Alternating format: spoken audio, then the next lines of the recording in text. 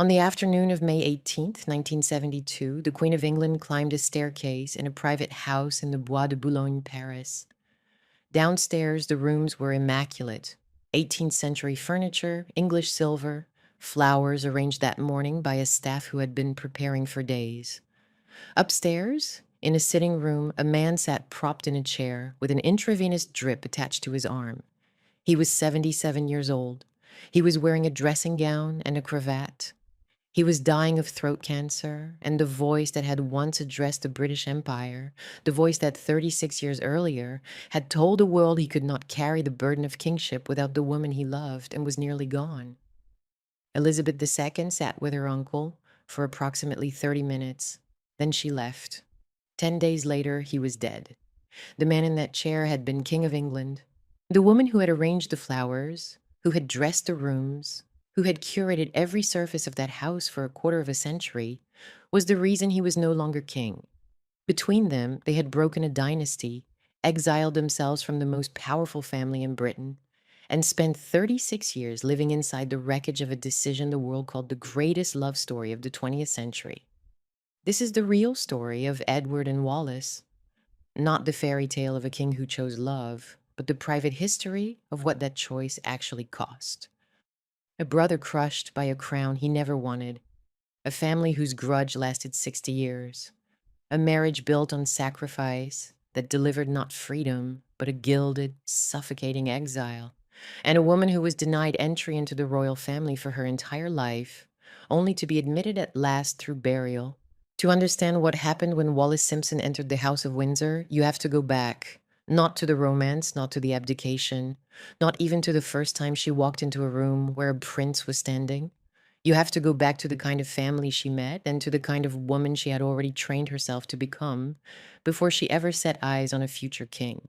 The House of Windsor, as it existed in the early decades of the 20th century, was not merely a family. It was a constitutional apparatus dressed in the language of lineage. The name itself was new, adopted in 1917 to replace the Germanic Saxe-Coburg and Gotha, at a moment when Britain was at war with Germany and royal branding required urgent revision. But the machinery beneath the name was old, elaborate, and ruthlessly hierarchical. The monarchy survived not by charm, but by continuity, by the visible performance of stability, and by the unspoken agreement that personal feeling would always yield to institutional need. The sovereign was not a private citizen. The sovereign was a symbol, and the family that produced the sovereign existed, in the eyes of the state, primarily to ensure that the symbol endured. At the center of that family, in the years that shaped the generation this story belongs to, was George V. He had come to the throne in 1910, and by the time his eldest son was old enough to understand the world he had been born into, George had established a court defined by discipline, formality, emotional restraint, and a suspicion of anything that looked like weakness or indulgence. He was not, by most accounts, a cruel man, but he was a rigid one. He believed in duty with the absoluteness of someone who had never seriously questioned whether duty might cost more than it protected. His household ran on punctuality, propriety, and the suppression of feeling. Tenderness was not the prevailing weather of that court. What was expected was composure. What was rewarded was conformity. What was punished, with the quiet violence of disapproval and distance, was any sign that a member of the family might want something the institution had not authorized. The physical world of the monarchy reinforced the emotional one. Sandringham, the private royal estate in Norfolk, sprawled across roughly 19,500 acres of farmland, woodland, and managed country, a landscape that functioned not merely as a residence, but as a statement of permanence, of ownership woven so deeply into the land that the family and the estate became, in the public imagination, indistinguishable. Buckingham Palace was the ceremonial face, Windsor Castle was the historic seat, but Sandringham was the private realm, the place where the family gathered for Christmas, for shooting weekends, for the rituals that sustained the illusion of domestic normality inside a life that was anything but normal. Fort Belvedere, which would later become Edward's personal refuge, a smaller, eccentric, turreted house near Sunningdale in Surrey, served a different function entirely. It was the place where Edward could be, or believed he could be, himself. The houses matter because in a dynasty accustomed to using property as an instrument of power and identity, the meaning of a residence was never merely architectural, it was political, it was emotional. And when Edward eventually lost his place inside that landscape, the houses he occupied afterward, in France, on the Riviera, in rented grandeur, would carry a different meaning entirely. They would become stages on which nostalgia and grievance were performed for an audience that grew smaller with every passing decade. The seed of the crisis, then, was already present before Wallace Simpson ever appeared. The abdication did not pit love against monarchy so much as it exposed how brittle the monarchy became when an heir raised inside its emotional deprivations tried to use a personal attachment as a rescue. What Edward needed was not a wife. It was a way out of himself. And that is a very different kind of desire from the one the fairy tale describes. That matters enormously because it is the emotional soil in which Edward and the eldest son, the heir, the future king, to grew up. And it is the soil from which the crisis eventually grew. Edward Albert Christian, George Andrew Patrick David, known to his family as David, was born on June 23, 1894, at White Lodge in Richmond Park. He was the eldest son of the Duke and Duchess of York, the future George V and Queen Mary. From the earliest years of his life, he was shaped by two contradictory forces. The first was expectation. He was not merely a child. He was a future sovereign, and the weight of that future pressed against him from the moment he could be dressed in a sailor's suit and placed before a camera. The second force was coldness. The royal household into which he was born did not deal in warmth. His father's affection, such as it was, expressed itself through standards and correction. His mother, Mary of Teck, was a woman of formidable discipline and emotional reserve, a person who understood dynasty as impersonal principle and who seemed to regard tenderness as a kind of structural risk. She loved her children in the way the institution permitted, which is to say, she loved them at a distance, through routine, through the maintenance of form. Edward would later describe his upbringing as lonely. That loneliness is not a footnote to the abdication. It is the first chapter of it. Because what emerged from that upbringing was a young man caught in a contradiction that would define his entire life. In public, Edward was extraordinary. As Prince of Wales, he became one of the most visible, most photographed, most talked about royals in the world. He traveled the empire, Canada, Australia, India, South Africa, and everywhere he went, he was greeted with a fervor that bordered on the modern celebrity. He was handsome. He was informal by royal standards. He shook hands when protocol did not require it. He smiled at people who expected deference.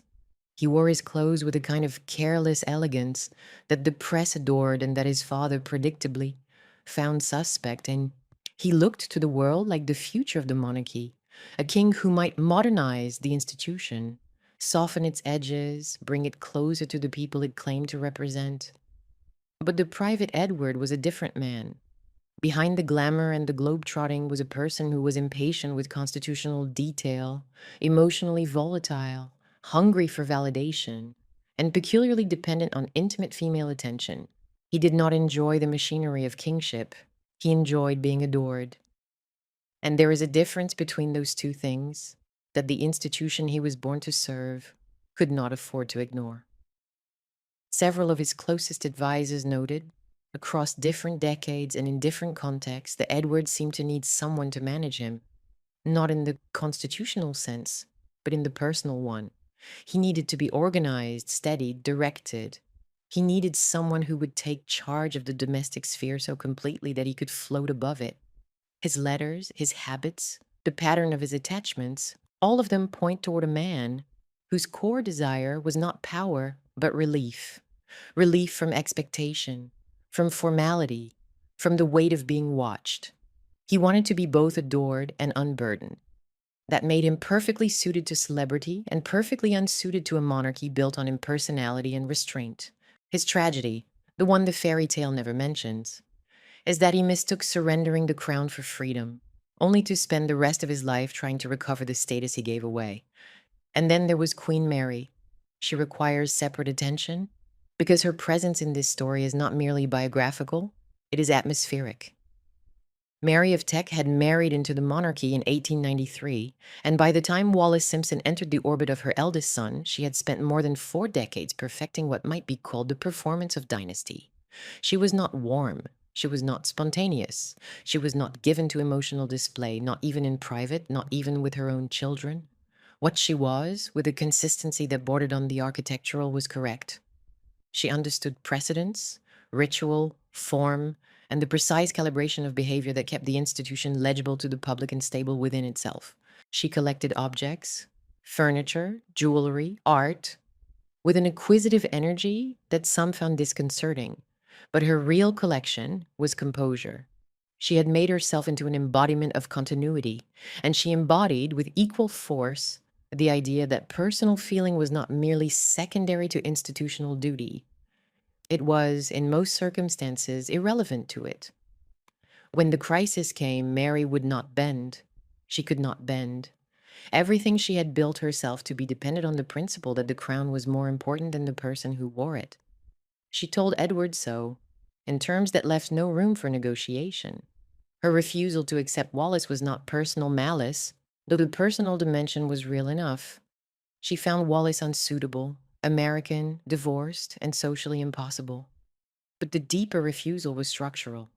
It was the conviction that a monarch who placed a private attachment above the institution was not merely making a mistake. He was committing a kind of treason against the principle that held the entire system together. In epic format, Queen Mary functions as the dead weight of tradition, not because tradition is dead, but because its weight is the thing that keeps the building standing. Remove it and the structure shakes. The man who would inherit the consequences of Edward's choices was his younger brother, Albert, known to his family as Bertie. Born on December 14th, 1895, Albert was in almost every visible respect the opposite of his elder brother. Where Edward was confident in public, Albert was agonizingly shy. Where Edward charmed crowds with apparent ease, Albert struggled with a stammer that made public speaking an ordeal of physical and emotional effort, a condition that began in childhood, that no amount of coaching seemed to fully resolve, and that turned every microphone, every state occasion, every speech into a private theater of dread. Where Edward chafed against duty, Albert accepted it, not with enthusiasm, not with the serene conviction of a man who believed himself born for service, but with the dogged, unhappy determination of someone who understood that somebody in the family had to do what was required, even if the doing of it cost more than anyone watching would ever know. He had not been raised to be king. He did not want to be king. He was a second son in a system that placed almost all of its ceremonial weight on the first. He had found in his marriage to Elizabeth and in the domestic life they had built together a kind of shelter from the relentless visibility of royal existence. That shelter was about to be destroyed. And what makes Albert's trajectory so quietly devastating in this story is the comparison it forces. The glamorous brother, the one the empire adored, the one who seemed born to wear the crown, he fled. The less glamorous brother, the one who stammered, the one who dreaded the public gaze, the one who would have been content to serve quietly in the second row, he stayed. He shouldered a burden that was never supposed to be his, and he carried it for the rest of his life, which would prove shorter than anyone expected. That contrast is not an incidental detail. It is the moral architecture of the entire story. Beside Albert stood Elizabeth Bowes-Lyon, whom he had married in 1923. She was the daughter of the Earl of Strathmore, Scottish-born, warm in company, socially astute, and possessed of a kind of iron resolve that her charm made easy to underestimate. Elizabeth had reportedly turned down Albert's first proposal and possibly a second, reluctant to enter the constraints of royal life. She understood, perhaps better than Albert himself, what it meant to surrender privacy to the crown. When she finally accepted, she did so with the understanding that she was marrying a duke, not a future king. Her world was structured around the assumption that Edward would reign, would marry appropriately, would produce an heir, and that she and Bertie would live out their years in the dignified but comparatively sheltered life of royal support. The abdication shattered that assumption entirely, and it would change her feelings toward Edward and Wallis with a permanence that outlasted almost everything else in this story. Elizabeth would never forgive the damage done to her husband, not the political inconvenience, not the social embarrassment, the damage. She saw what the sudden, unwanted burden of the crown did to Albert, the strain on his health, The worsening of his stammer under new pressure, the terror of a man forced into the most public role in the country when public performance was the thing that frightened him most. Her resentment was not an abstraction, was not an it was personal, specific and lifelong.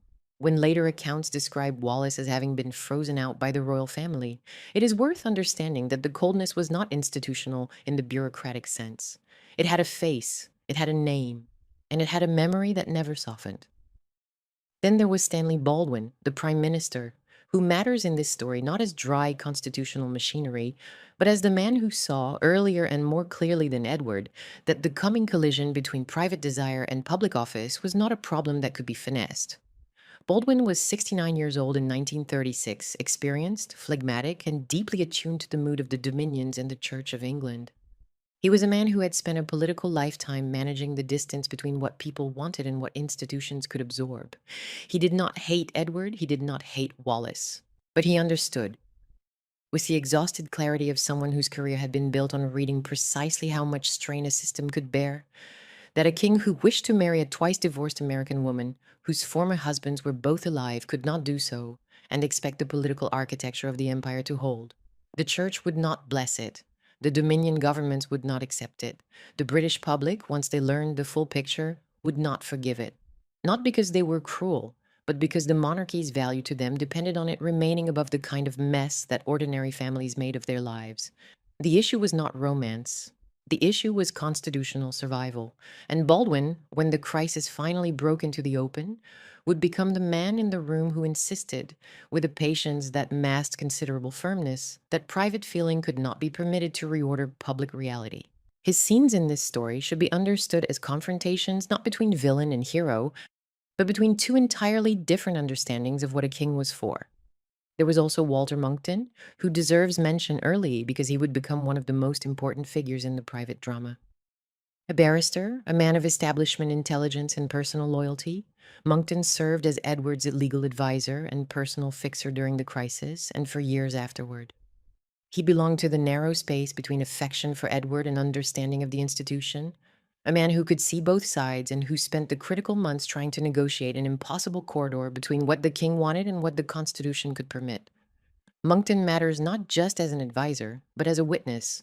He was inside the room when the decisions were being made, and his later accounts provide some of the most textured evidence of what those final days actually felt like from within. In a story where much of the emotional truth is reconstructed from public record and biography, Monckton is one of the people who was genuinely there.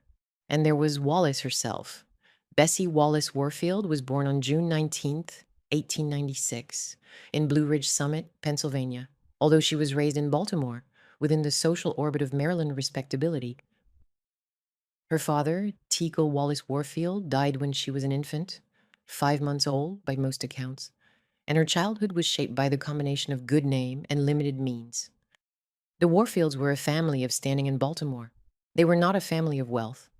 Her mother, Alice Montague Warfield, depended on the generosity of relatives, and Wallis grew up understanding, with the particular sharpness that financial dependence teaches, that security was not guaranteed.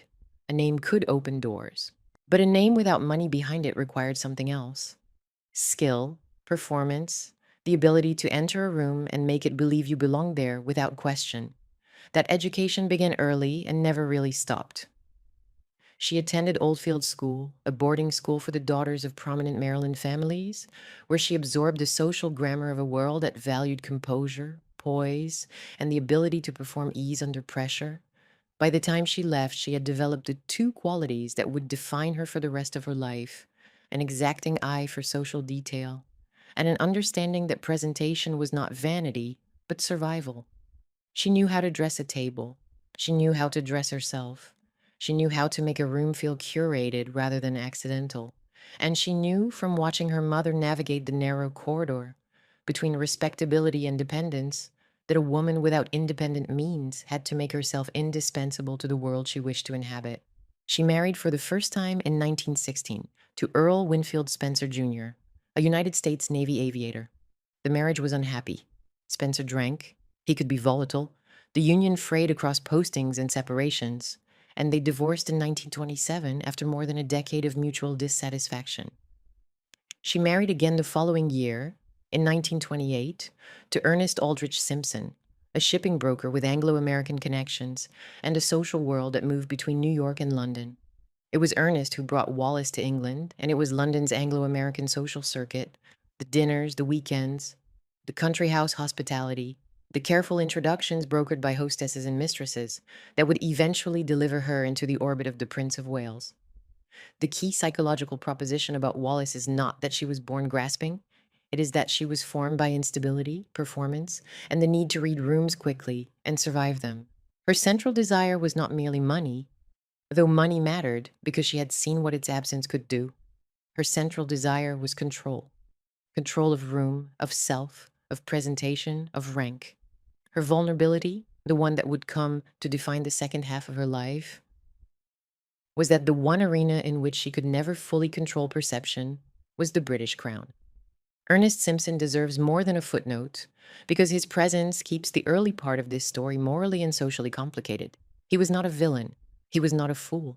He was a man of moderate ambitions and genuine social skill, embedded in a world where titled hostesses, American money, and royal-adjacent entertainments all mingled with a casualness that made proximity to power feel like an extension of ordinary social life. He accompanied Wallis into Edward's circle. He attended the dinners, the weekends, the gatherings at Fort Belvedere. He was, for a time, part of the arrangement, the husband who sat at the table while the Prince of Wales paid court to his wife, in a social code that understood such things as long as discretion held. Ernest was not naive, but neither was he prepared for what would happen when discretion failed and the private arrangement became a constitutional emergency. His divorce from Wallis, when it came, would be the legal mechanism that converted private betrayal into public crisis. And his absence from the later chapters of this story, the exile, the wedding, the decades in Paris, that would be total. He was the man who made the early glamour of the affair possible. He was also the man whose displacement made clear that what was unfolding was not a romance. It was a demolition. The woman who introduced them was Lady Thelma Furness, the Anglo-American socialite who was, at the time, Edward's mistress.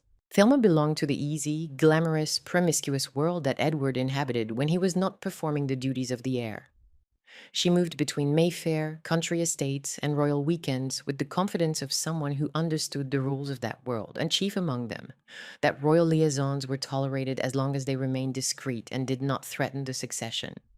It was through Thelma that Wallis and Ernest Simpson entered Edward's social circle, sometime around 1930 or 1931. The introduction was unremarkable. Thelma had no reason to think of Wallis as a rival. The social world they all moved through did not, in its own estimation, operate on rivalry. It operated on access. And Thelma, by providing that access, set in motion a chain of consequences she could not possibly have foreseen. Through her, Wallis entered a royal-adjacent circle. Through Wallis, that circle became a crisis zone. There is something about the world those introductions took place in that deserves a moment of its own. The Anglo-American social set in interwar London was not merely a background.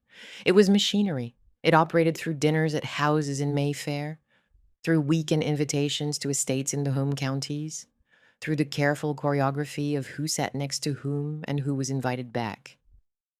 It was a world in which American wealth met British title, where hostesses wielded influence as precisely as any political operator, and where access to the Prince of Wales was a form of social currency that could be traded, accumulated, and lost. Fort Belvedere, that quirky, turreted house Edward had renovated and filled with the kind of informal entertaining that his father's court would never have permitted, was the stage on which much of this early social drama played out. It was there, at weekends, over cocktails and gramophone records and the carefully tended gardens Edward loved, that Wallis became a fixture. And it was there that the attachment hardened from social acquaintance into something the institution could not absorb. By the early 1930s, Wallis had become a regular presence in Edward's life. She was brisk, she was irreverent, she was clever in a way that did not defer to rank. She spoke to him directly, with a sharpness that court life had never offered him. For a man exhausted by deference, surrounded by people whose profession it was to agree with him, that directness would have felt like relief. It would have felt, in the most seductive possible way, like honesty. Whether she intended from the beginning to displace Thelma Furness is a question biography has never fully settled. What is not in dispute is that by 1934, Thelma's place in Edward's life had been taken by Wallis, and that what had looked, To the social world around them, like another arrangement within the familiar pattern of royal affairs, was becoming something altogether more serious, more consuming, and more dangerous. For a time, this did not look absurd. It looked glamorous. The public saw Edward's modernity, Wallis's style, the thrill of a prince who seemed to be choosing personality over protocol. There was a fantasy circulating in those years that this could be a new kind of monarchy, less rigid, less forbidding, more human. That fantasy was intoxicating, and it was wrong. But the audience has to feel its pull before they can understand the fall that followed. The danger was not yet visible to the public. The British press, bound by an informal agreement of discretion regarding the private lives of the royal family, printed nothing. But inside the court, inside the government, inside the network of advisors and courtiers who understood how the monarchy actually functioned, the alarm was already sounding. Edward was not merely having an affair. He was behaving as though ordinary rules did not apply to him. He was showering Wallis with jewels, pieces that would later become legendary at auction houses, with attention, with a devotion that those closest to him found not romantic but obsessive. He was making decisions about travel, about protocol, about the disposition of royal property, with Wallis's preferences visibly shaping his choices. He was, in the eyes of the men and women tasked with protecting the crown, not falling in love. He was falling under a kind of spell that the institution had no mechanism to break. George V died on January 20th, 1936. Edward became king, and the affair that had been merely risky became structurally impossible. Because what Edward now wanted, to keep Wallis beside him, to make her his wife, to have her recognized as his consort, collided directly with everything the institution required of him. He was supreme governor of the Church of England, which did not then permit the remarriage of divorced persons whose former spouses were still living. Wallis had 2 living former husbands. He was the symbol of imperial continuity across dominions, whose governments would need to consent to his marriage. He was the head of a family whose members regarded Wallis with emotions ranging from bewilderment to outright horror. And he was, above all, the man in whose person the entire constitutional machinery of the British state was invested. A man who could not simply choose, as a private citizen might, to marry whomever he wished. The summer of 1936 brought it all into the open. In August, Edward embarked on a cruise aboard the yacht Nalin through the eastern Mediterranean, Greece, Turkey, the Dalmatian coast, with Wallis at his side, photographers at every port, and the foreign press capturing images that told the world what the British paper had been delicately refusing to print. The Nalin cruise was the last glittering tableau before the fall. There is something about those photographs that carries a particular charge even now. The sunlight on water, the cocktails on deck, the couple photographed together in swimwear and casual clothes with a physical ease that made the nature of the relationship unmistakable to anyone who cared to look. They were not hiding. They were performing intimacy for an international audience while one country, the one that mattered most, maintained its careful silence. American and European newspapers ran the photographs widely. British papers did not. But the silence in London only made the noise everywhere else louder, and it gave the growing crisis a quality of unreality, an entire nation being asked not to notice what the rest of the world was already discussing openly. By autumn, the arrangement that had been sustained by social discretion and press restraint was no longer sustainable. Wallis was filing for divorce from Ernest Simpson. The petition was heard at Ipswich on October 27, 1936, in proceedings widely understood to have been carefully stage-managed to create the legal conditions for a royal marriage. Edward was telling his ministers he intended to marry her. The Archbishop of Canterbury was horrified. The Dominion prime ministers were alarmed. Baldwin was preparing for the conversation he had hoped would never be necessary, and the constitutional crisis that would reshape the British monarchy for the rest of the century was no longer approaching. It had arrived. What had looked for years like another royal affair was about to become the crisis that nearly broke the monarchy. The crisis, when it finally broke into the open, moved with a speed that surprised even the people inside it. For years, the affair had been sustained by discretion, by the gentleman's agreement between the palace and Fleet Street, by the willingness of an entire social world to look the other way while a prince and then a king conducted a relationship that everyone understood and nobody discussed. Foreign newspaper had been reporting on the liaison for months. American readers had seen the null in photographs. European gossip columnists had been speculating freely. But in Britain, where the relationship mattered most, where its consequences would be constitutional rather than merely social, the press had maintained a silence so complete that when it finally ended, millions of people discovered in a single week what the rest of the world had known for years. The legal groundwork had been laid with careful, almost clinical precision. Wallace's divorce petition against Ernest Simpson had been heard at Ipswich Assizes on October 27, 1936, deliberately removed from London to minimize press attention. The grounds were Ernest's adultery, in an arrangement that was, by the standards of its era, transparently stage managed. Ernest had provided the evidence. The petition was uncontested. A decree nihil was granted. The hearing lasted 19 minutes. The legal fiction required to make a royal marriage even theoretically possible had been constructed, and it had been constructed in the full knowledge that the fiction would bear examination only if nobody examined it too closely. The transfer to Ipswich, the speed of the proceedings, the cooperative adultery, all of it pointed to a plan that had been in motion long before the public knew there was anything to plan for. But the legal machinery, however efficiently it ran, could not contain the political storm that was building behind it. Edward had been king since January. His attachment to Wallis had intensified rather than moderated, and the question that Baldwin and the cabinet had been dreading, what happens when the king demands to marry this woman, was no longer hypothetical. It was immediate. It was urgent. And it required an answer that no amount of diplomatic courtesy could soften. The trigger was not the relationship itself. It was the question of marriage.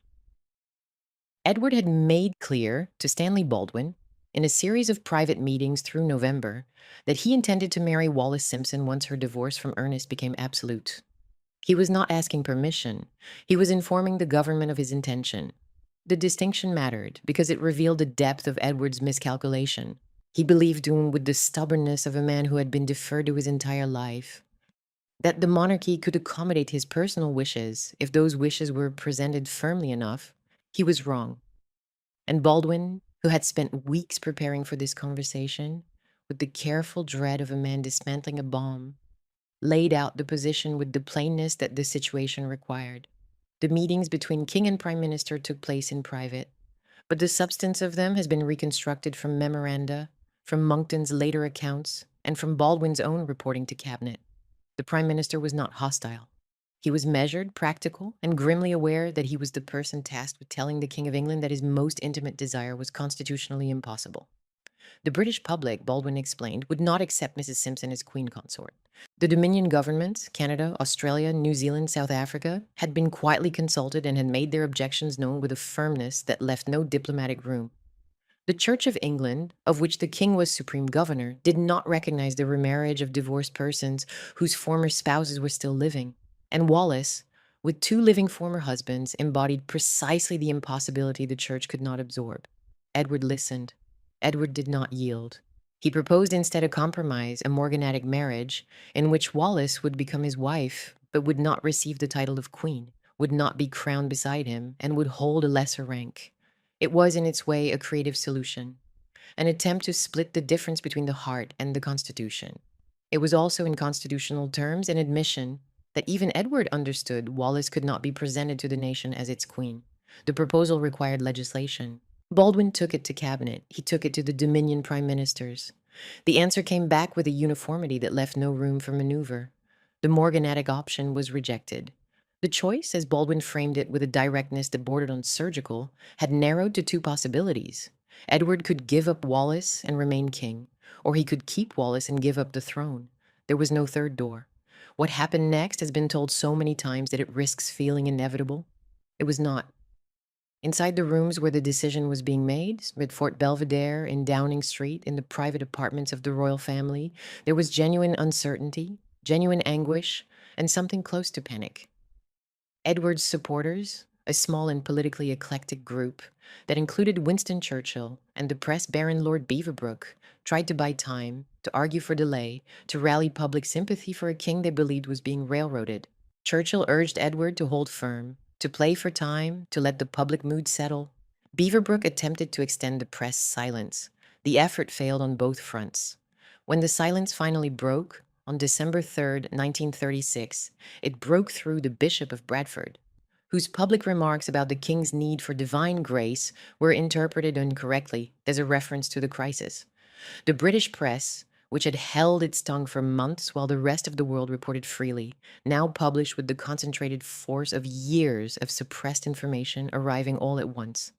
Within hours, the story was everywhere. Within days, the British public, who had, in many cases, genuinely not known the extent of the affair, who had not seen the Nalin photographs, who had not read the American coverage, were confronted with the full picture. Their king wished to marry a woman the Constitution could not accept. The reaction was not unanimous. There were pockets of sympathy. Working class communities, in particular, where the idea of a king choosing love over protocol had a romantic appeal that the establishment did not share. But the weight of opinion, expressed through editorials, through correspondence to members of parliament, through the quiet conversations of a nation coming to terms with the unthinkable, was clear. The monarchy could not accommodate this. The church could not bless it. The dominions could not accept it. Something had to give. The only question was whether the thing that gave would be the relationship or the crown. The answer came within a week. The answer came from Edward himself. Edward chose Wallis. There is something about that choice that is worth sitting with for a moment, because the public version and the private reality are not the same. The public version, burnished by decades of romantic retelling, frames the abdication as the ultimate act of love. A king who surrendered the greatest throne in the world for the woman he could not live without. It is a powerful story. It is also, in important respects, a misleading one. What Edward surrendered was not simply a title. It was the entire architecture of his identity, his constitutional role, his place in the family, his relationship with his mother, his standing in the empire he had spent 20 years representing. And what he received in return was not freedom. It was exile. The distinction between those two things would define the rest of his life. Wallis, meanwhile, was not at Fort Belvedere. She was not beside him when the decision was made. She had been persuaded, in early December, to leave England as the crisis intensified, and had crossed the Channel to stay with friends, Herman and Catherine Rogers, at their villa in Cannes. The separation during the most important days of both their lives is one of the story's strangest and most revealing details. The woman at the center of the crisis was absent from its resolution. She followed events by telephone, by cable, by the second-hand reports of friends and intermediaries, and by the growing roar of press coverage that made her the most discussed woman in the world, while she sat in a borrowed house in the south of France, unable to control what was happening and increasingly alarmed by its direction. By several accounts, Wallis offered during these weeks to withdraw from the relationship entirely, to disappear, to release Edward from the impossible position his devotion had created.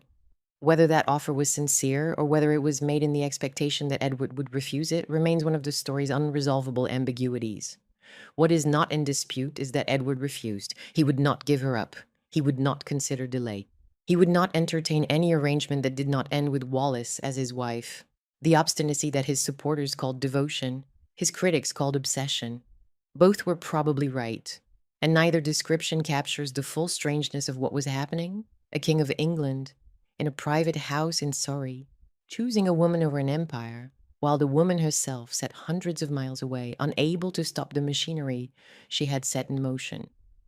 The abdication itself unfolded across 2 days that carried more constitutional weight than any 48 hours in modern British history. On December 10th, 1936, at Fort Belvedere, the house that had been Edward's private world, the place where he and Wallis had entertained, where weekends had been spent in the easy intimacy that now seemed to belong to another era entirely, Edward signed the instrument of abdication. The room was quiet. The document, for all its constitutional enormity, was physically modest, a single page of legal language that would alter the succession of the British crown. His 3 brothers were present as witnesses: Albert, the Duke of York, who would within hours become George VI, Henry, the Duke of Gloucester, and George, the Duke of Kent. Walter Monckton was there, watching, recording in his methodical way the details of an act that the entire machinery of the establishment had failed to prevent. Edward signed with a steadiness that those present noted and that later accounts have struggled to interpret.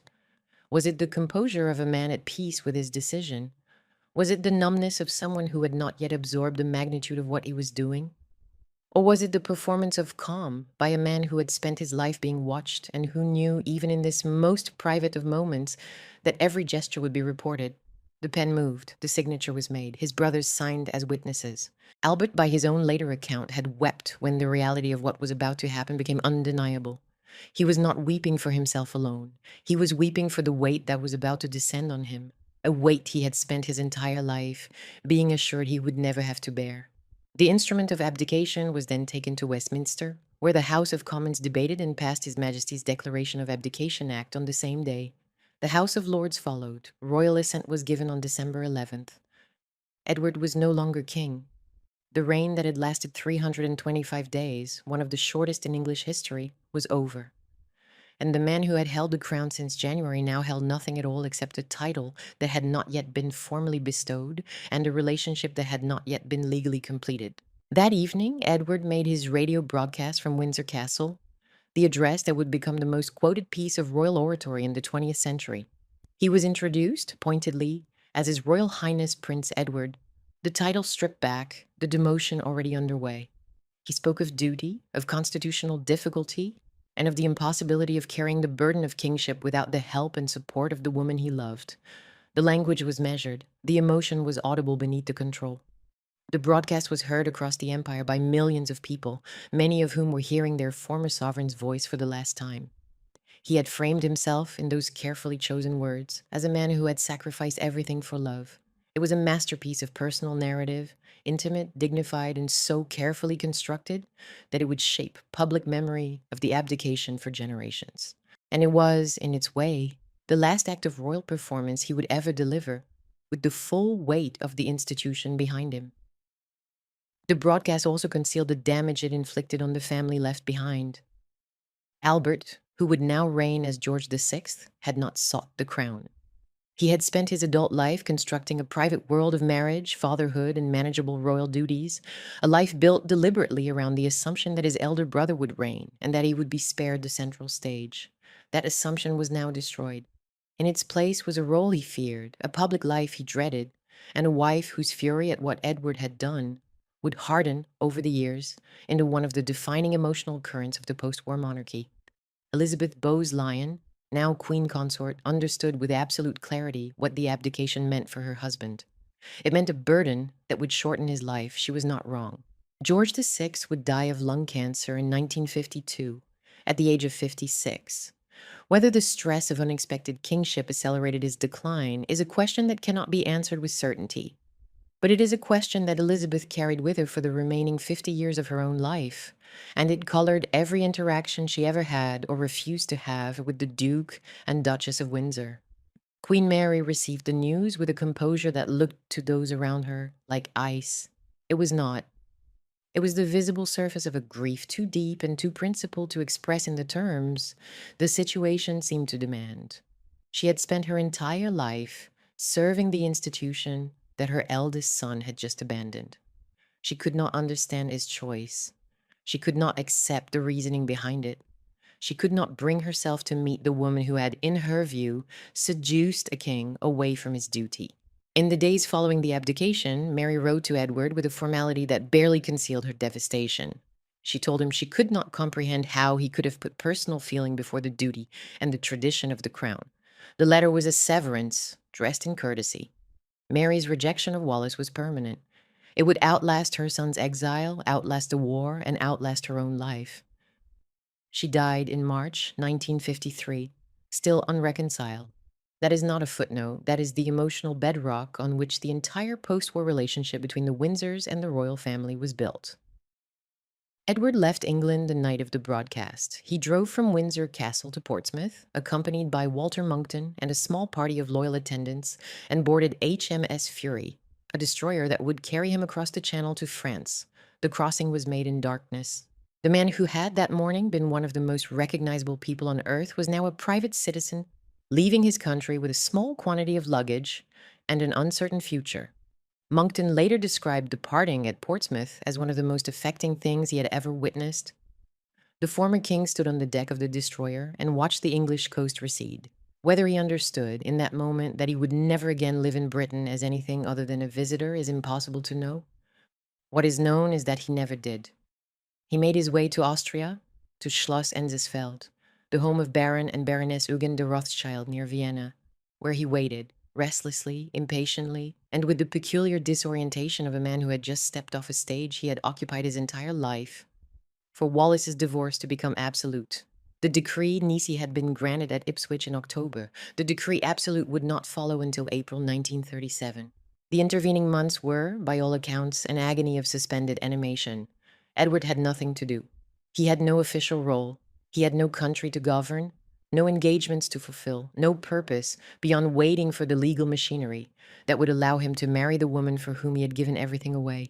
He called Wallis daily, sometimes multiple times a day, with an intensity that those around him found alarming rather than touching. He was anxious, repetitive, desperate for reassurance that she had not changed her mind, that the sacrifice had been worth it, that the life they were about to begin together would justify everything he had lost.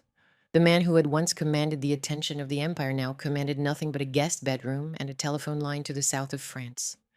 During that waiting period, he was given the title Duke of Windsor by his brother, the new king, in a gesture that was simultaneously generous and precise. The title placed him inside the peerage. It gave him rank and recognition, but it stripped him of the one thing he had been born to, sovereignty itself. He was no longer His Majesty. He was His Royal Highness, the Duke of Windsor. The demotion was exact, deliberate, and permanent, and then came the wound that would define everything that followed. When Edward and Wallis married on June 3rd, 1937, at the Château de Condé in the Loire Valley, a grand house lent to them by Charles Bedeau, an industrialist whose later associations would prove deeply embarrassing, the ceremony was beautiful. The setting was formal, the flowers white and abundant, the atmosphere charged with the peculiar electricity of an event the entire world was watching, and no member of the groom's family had agreed to attend.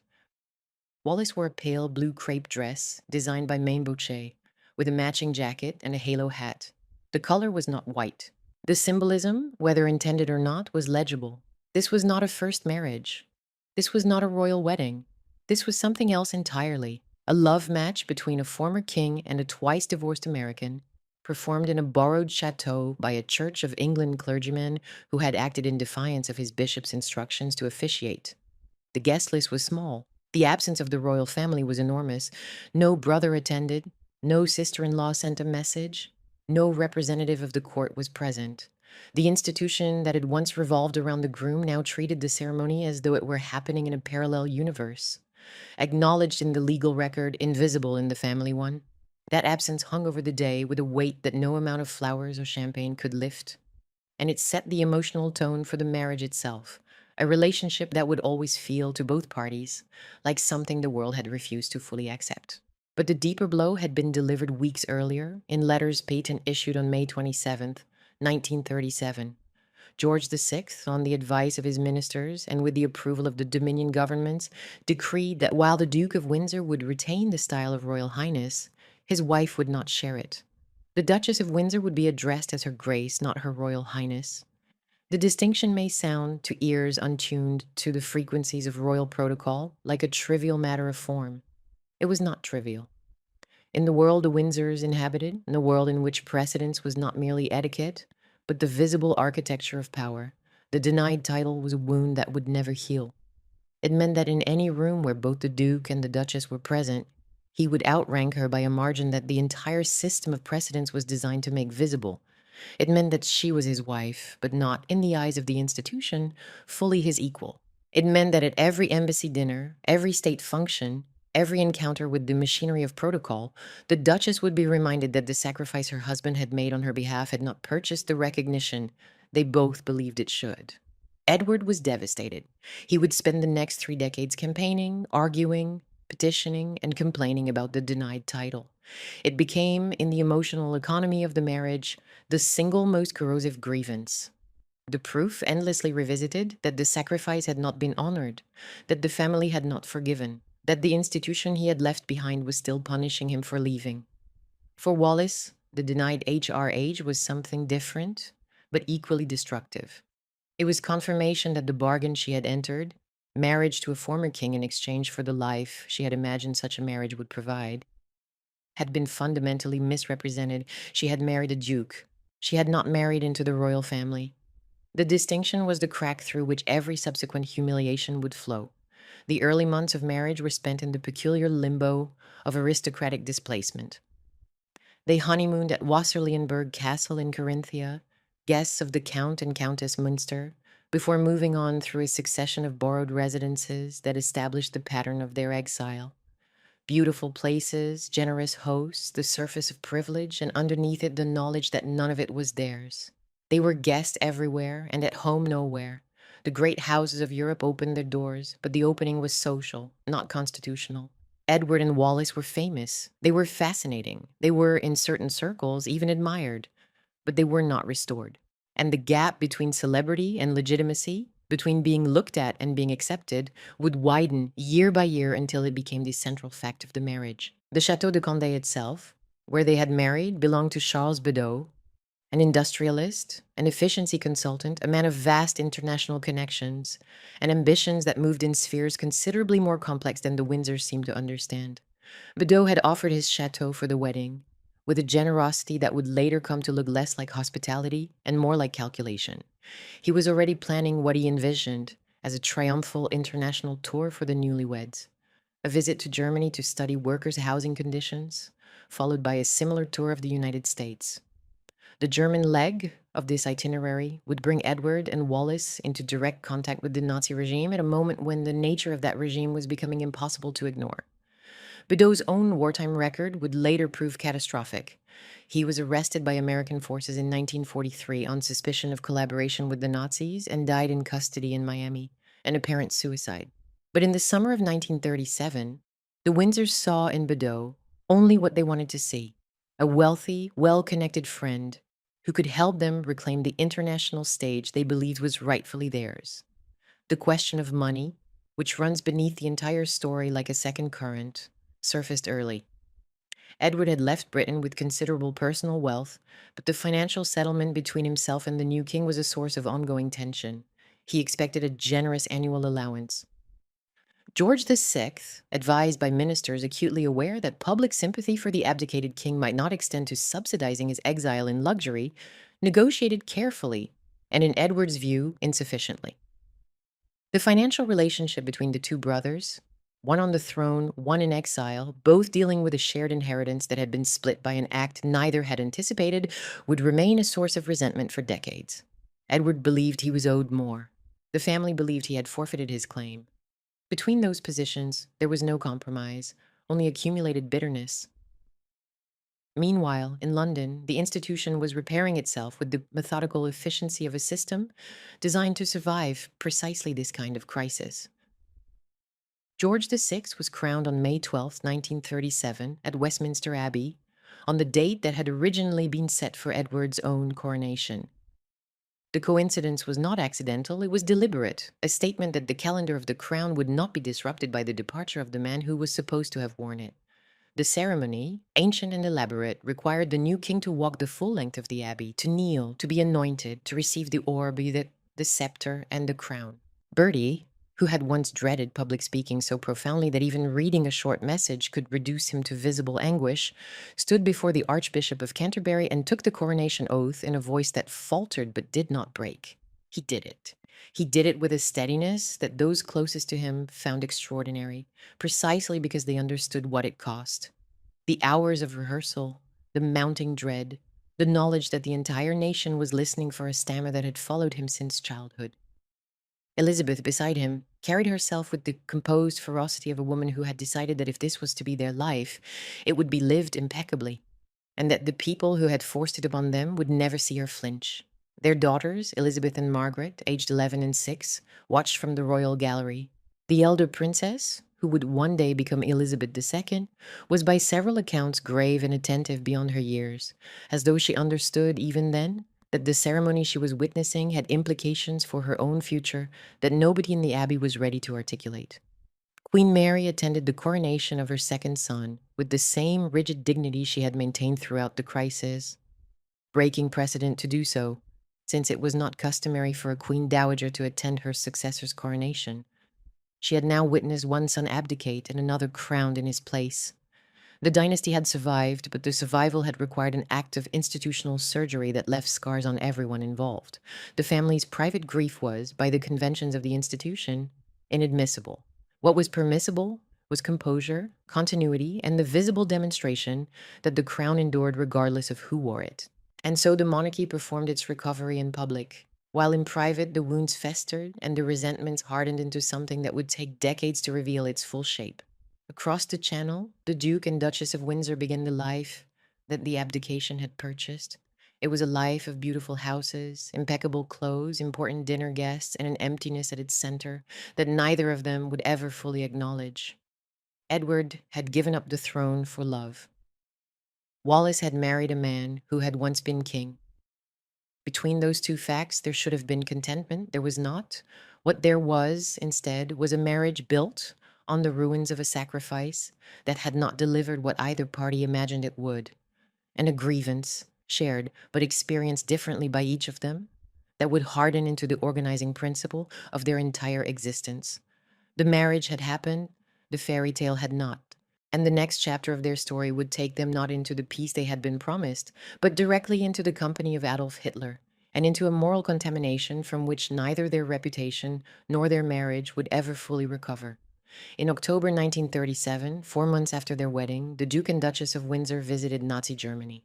The trip had been arranged by Charles Bedaux, the same industrialist who had lent them the Château de Condé for the ceremony. The stated purpose was to study German workers' housing and labor conditions, a subject in which Edward had shown intermittent interest during his years as Prince of Wales, and which Bedaux, whose fortune rested on industrial efficiency consulting, had a professional stake in promoting. The British government was not enthusiastic. The Foreign Office viewed the visit with alarm. But Edward, who no longer held the throne and who regarded himself as free to travel where he pleased, proceeded regardless. The itinerary included factories, housing developments, visits to training camps, and meetings with senior figures in the Nazi hierarchy. The couple were received with the pageantry that the regime reserved for guests it wished to impress. On October 22nd, the visit reached its most consequential moment. Edward and Wallis were received by Adolf Hitler at the Berghof, his mountain retreat above Berchtesgaden in the Bavarian Alps. The meeting lasted approximately an hour. Tea was served. Conversation, conducted partly through an interpreter, covered housing, labor condition, and Edward's impressions of what he had seen in Germany. The substance of the discussion was by most accounts unremarkable. The symbolism was devastating. A former king of England, barely a year removed from the throne, sat in the drawing room of the most dangerous man in Europe and allowed himself to be photographed, to be hosted, to be treated as though his presence conferred a legitimacy that the Nazi regime craved and that the British government would have done almost anything to withhold. Edward gave what appeared to be a modified Nazi salute during parts of the visit, a gesture whose interpretation remains contested but whose visual impact was unambiguous. Wallis, for her part, was photographed smiling, composed, elegantly dressed, apparently at ease in surroundings that anyone with a functioning awareness of European politics would have recognized as compromising. Whether she understood the full implications of the visit is difficult to determine. What is clear is that she did not prevent it, did not argue publicly against it, and did not distance herself from it afterward. The couple moved through the itinerary as though they were on a state visit, which in a sense was precisely the problem. They were not representatives of the British state. They were private citizens whose fame derived entirely from the abdication. And by accepting the hospitality of the Nazi regime with apparent warmth, they blurred a line that the British government needed to remain sharp. The damage was immediate and lasting. In Britain, where George VI's government was navigating an increasingly dangerous European situation, with the care of people who understood that war was not a distant possibility, but a gathering certainty, the photographs from Germany were received with something between fury and despair. The Windsors had ceased to be merely romantic exiles. They had become politically dangerous ones. The visit contaminated the love story retroactively. It raised questions about Edward's judgment, about his political sympathies, about the degree to which his resentment toward the family and the government that had forced his abdication might translate into alignment with Britain's enemies that would shadow him for the rest of his life. Whether those questions were entirely fair is a matter of legitimate debate. That they were asked is not. The planned American tour, which Bedaux had envisioned as the second half of a triumphal international reappearance, collapsed under the weight of the German controversy. American labor unions, outraged by the association with the Nazi regime, made clear that the Windsors would not be welcome. Bedeau withdrew, the tour was cancelled, and the couple, who had imagined themselves re-entering public life on their own terms, found instead that the terms had been set by other people, by governments, by press, by public opinion, and that those terms were considerably less favorable than they had expected. Bedeau's own later trajectory added a grim coda. He was arrested by American forces in North Africa in 1943 on suspicion of trading with the enemy and collaboration with the Nazis. He died in custody in Miami in February 1944, an apparent suicide. The man who had hosted the Windsor wedding and arranged the German tour ended his life in an American prison. The association did nothing to rehabilitate the Windsors' reputation. The years between Germany and the outbreak of war in September 1939 were spent in a kind of gilded drift. The Windsors settled in France, first renting a house on the Boulevard Suchet in the 16th arrondissement of Paris, then moving to the Château de la Croix on the Cap d'Antibes, a substantial Riviera property that offered the kind of scale and beauty the couple believed their station required. The restlessness of the residences told its own story. They were looking for a home. They were also looking for a role, a function, a purpose, a way of being in the world that would give structure to an existence that the abdication had emptied of constitutional meaning. Edward wrote letters. He lobbied for a position of some consequence, a roving ambassadorial role, a liaison function with the French government, anything that would give him the feeling of official purpose without requiring him to acknowledge that his official life was over. The lobbying was unsuccessful. The British government had no appetite for giving a politically compromised former king a platform from which to embarrass them further. George VI, increasingly confident in his own reign and increasingly advised by people who regarded Edward as a liability, did not intervene on his brother's behalf. The relationship between the two men, never fully repaired after the abdication, settled into a pattern of infrequent communication and carefully managed distance that served neither brother's emotional needs but served the institution's strategic ones. Wallis, meanwhile, was constructing the life that would become her signature achievement and her most elaborate defense. She curated their social world with the exacting precision of someone who understood that if history would not give her a title, she could at least control the room. The dinners were immaculate. The guest lists were calibrated to include the right combination of wealth, title, charm, and influence. The houses were decorated with a visual intelligence that drew admiration even from people who disapproved of everything the couple represented. She understood, perhaps better than Edward, that their survival in exile depended not on political rehabilitation, which was not coming, but on social performance. If they could not be royal, they could at least be magnificent, and magnificence in the world they inhabited was its own form of currency.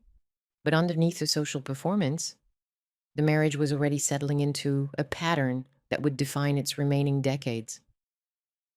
Edward needed Wallis to justify the sacrifice. If the abdication was to mean anything other than ruin, then the relationship had to be extraordinary, visible, consuming, worth the cost. That pressure was enormous and it was unrelenting. Wallis, for her part, needed Edward to provide the status and the life that marriage to a former king was supposed to guarantee. What she got instead was a man who was diminishing. Not physically, not yet, but in every other dimension. His relevance was fading. His influence was nil. His fixation on past slights grew more consuming as the present offered less and less to occupy him. He complained about the denied HRH, with a persistence that those around him found exhausting. He measured every social interaction against the standard of the deference he believed was owed to him and by extension to his wife. The marriage that was supposed to have been a rescue was becoming by slow and imperceptible degrees a confinement. Neither of them could say so. To say so would have been to admit that the abdication, the most famous romantic gesture of the century, had been a mistake. Then the war came, and everything changed again. When Germany invaded France in May 1940, the Windsors were living at their rented property near Versailles. As the French defenses collapsed with a speed that stunned the world, the couple joined the exodus south, not as ordinary refugees, but as conspicuous ones, traveling with luggage, with staff, with the accoutrements of a life that suddenly seemed absurd against the backdrop of military catastrophe. They drove to Biarritz, they crossed into Spain, they reached Madrid, where British diplomatic staff were waiting with instructions to move them onward. They arrived in Lisbon in late June, And it was there, in the strange neutrality of a Portuguese summer, while Europe burned, that the most dangerous chapter of the wartime story unfolded. British intelligence had reason to believe, and Haddon post-war documents have largely confirmed, that German operatives were actively interested in the Duke of Windsor as a potential political asset. The precise nature of German plans remains debated. Some accounts suggest an attempt to lure Edward into occupied territory, possibly with the eventual aim of installing him as a compliant head of state in a defeated Britain. Whether such schemes were realistic or whether they existed primarily in the optimistic imaginations of German intelligence officers, the threat was taken seriously enough in London to demand urgent action. Winston Churchill, now Prime Minister, sent a direct message to Edward ordering him to return to Britain. Edward stalled. He complained about the denied HRH. He made conditions about Wallis's recognition. He behaved in the assessment of several officials who dealt with him during those weeks, as though the fall of France and the threat of German invasion were less pressing matters than his wife's title. The spectacle, a former king haggling over protocol while his country faced annihilation, was one that Churchill found infuriating and that the establishment found deeply confirming of every judgment they had ever made about Edward's fitness for responsibility. The solution, arrived at after weeks of anxious negotiation that tested Churchill's patience to its limits, was the Bahamas. Edward was appointed governor of the islands in August 1940, a posting that was understood by everyone involved, including Edward himself, as exactly what it was. Not a reward, not a recognition of talent, but a means of placing a potentially dangerous former king somewhere he could do the least harm. It was exile within exile. A second removal, further from Europe, further from influence, further from the war that was reshaping the world. The Bahamas years, 1940 to 1945, deserve more attention than the romantic version of this story usually gives them, because they reveal, with painful clarity, what exile actually looked like when it was stripped of glamour. Government House in Nassau was not a European palace. It was a colonial residence in a tropical posting, and the Windsors' first act upon arrival was to declare it unfit for habitation and to spend lavishly on renovations, a decision that generated immediate criticism in a colony where many residents lived in genuine poverty and where wartime austerity was supposed to be the governing mood. The renovation costs were substantial. The timing was disastrous, and the message it sent abundant that the Duke and Duchess of Windsor regarded their own comfort as a priority that trumped the optics of wartime sacrifice, set the tone for a governorship that would be marked by controversy, criticism, and the steady erosion of whatever public sympathy the couple still commanded. The mismatch between Edward's former station and his present authority was a daily humiliation that he bore with intermittent grace and frequent resentment. He had been king-emperor. He was now the governor of a collection of islands whose principal strategic value lay in their distance from everywhere else. The colonial apparatus expected deference. Edward expected deference of a different order entirely. The collision between those expectations produced a governorship that was neither disastrous nor distinguished, merely awkward, occasionally controversial, and fundamentally unequal to the scale of what was happening elsewhere in the world. Wallis found Nassau stifling. The social world was narrow, the climate was punishing. The colonial establishment offered none of the sophistication she had cultivated in London and Paris. She entertained because entertaining was what she knew how to do. But the guest lists were shorter, the conversation less stimulating, and the sense of exile more acute than anything the French Riviera had imposed. She shopped, conspicuously, expensively, and in ways that generated local gossip and metropolitan criticism.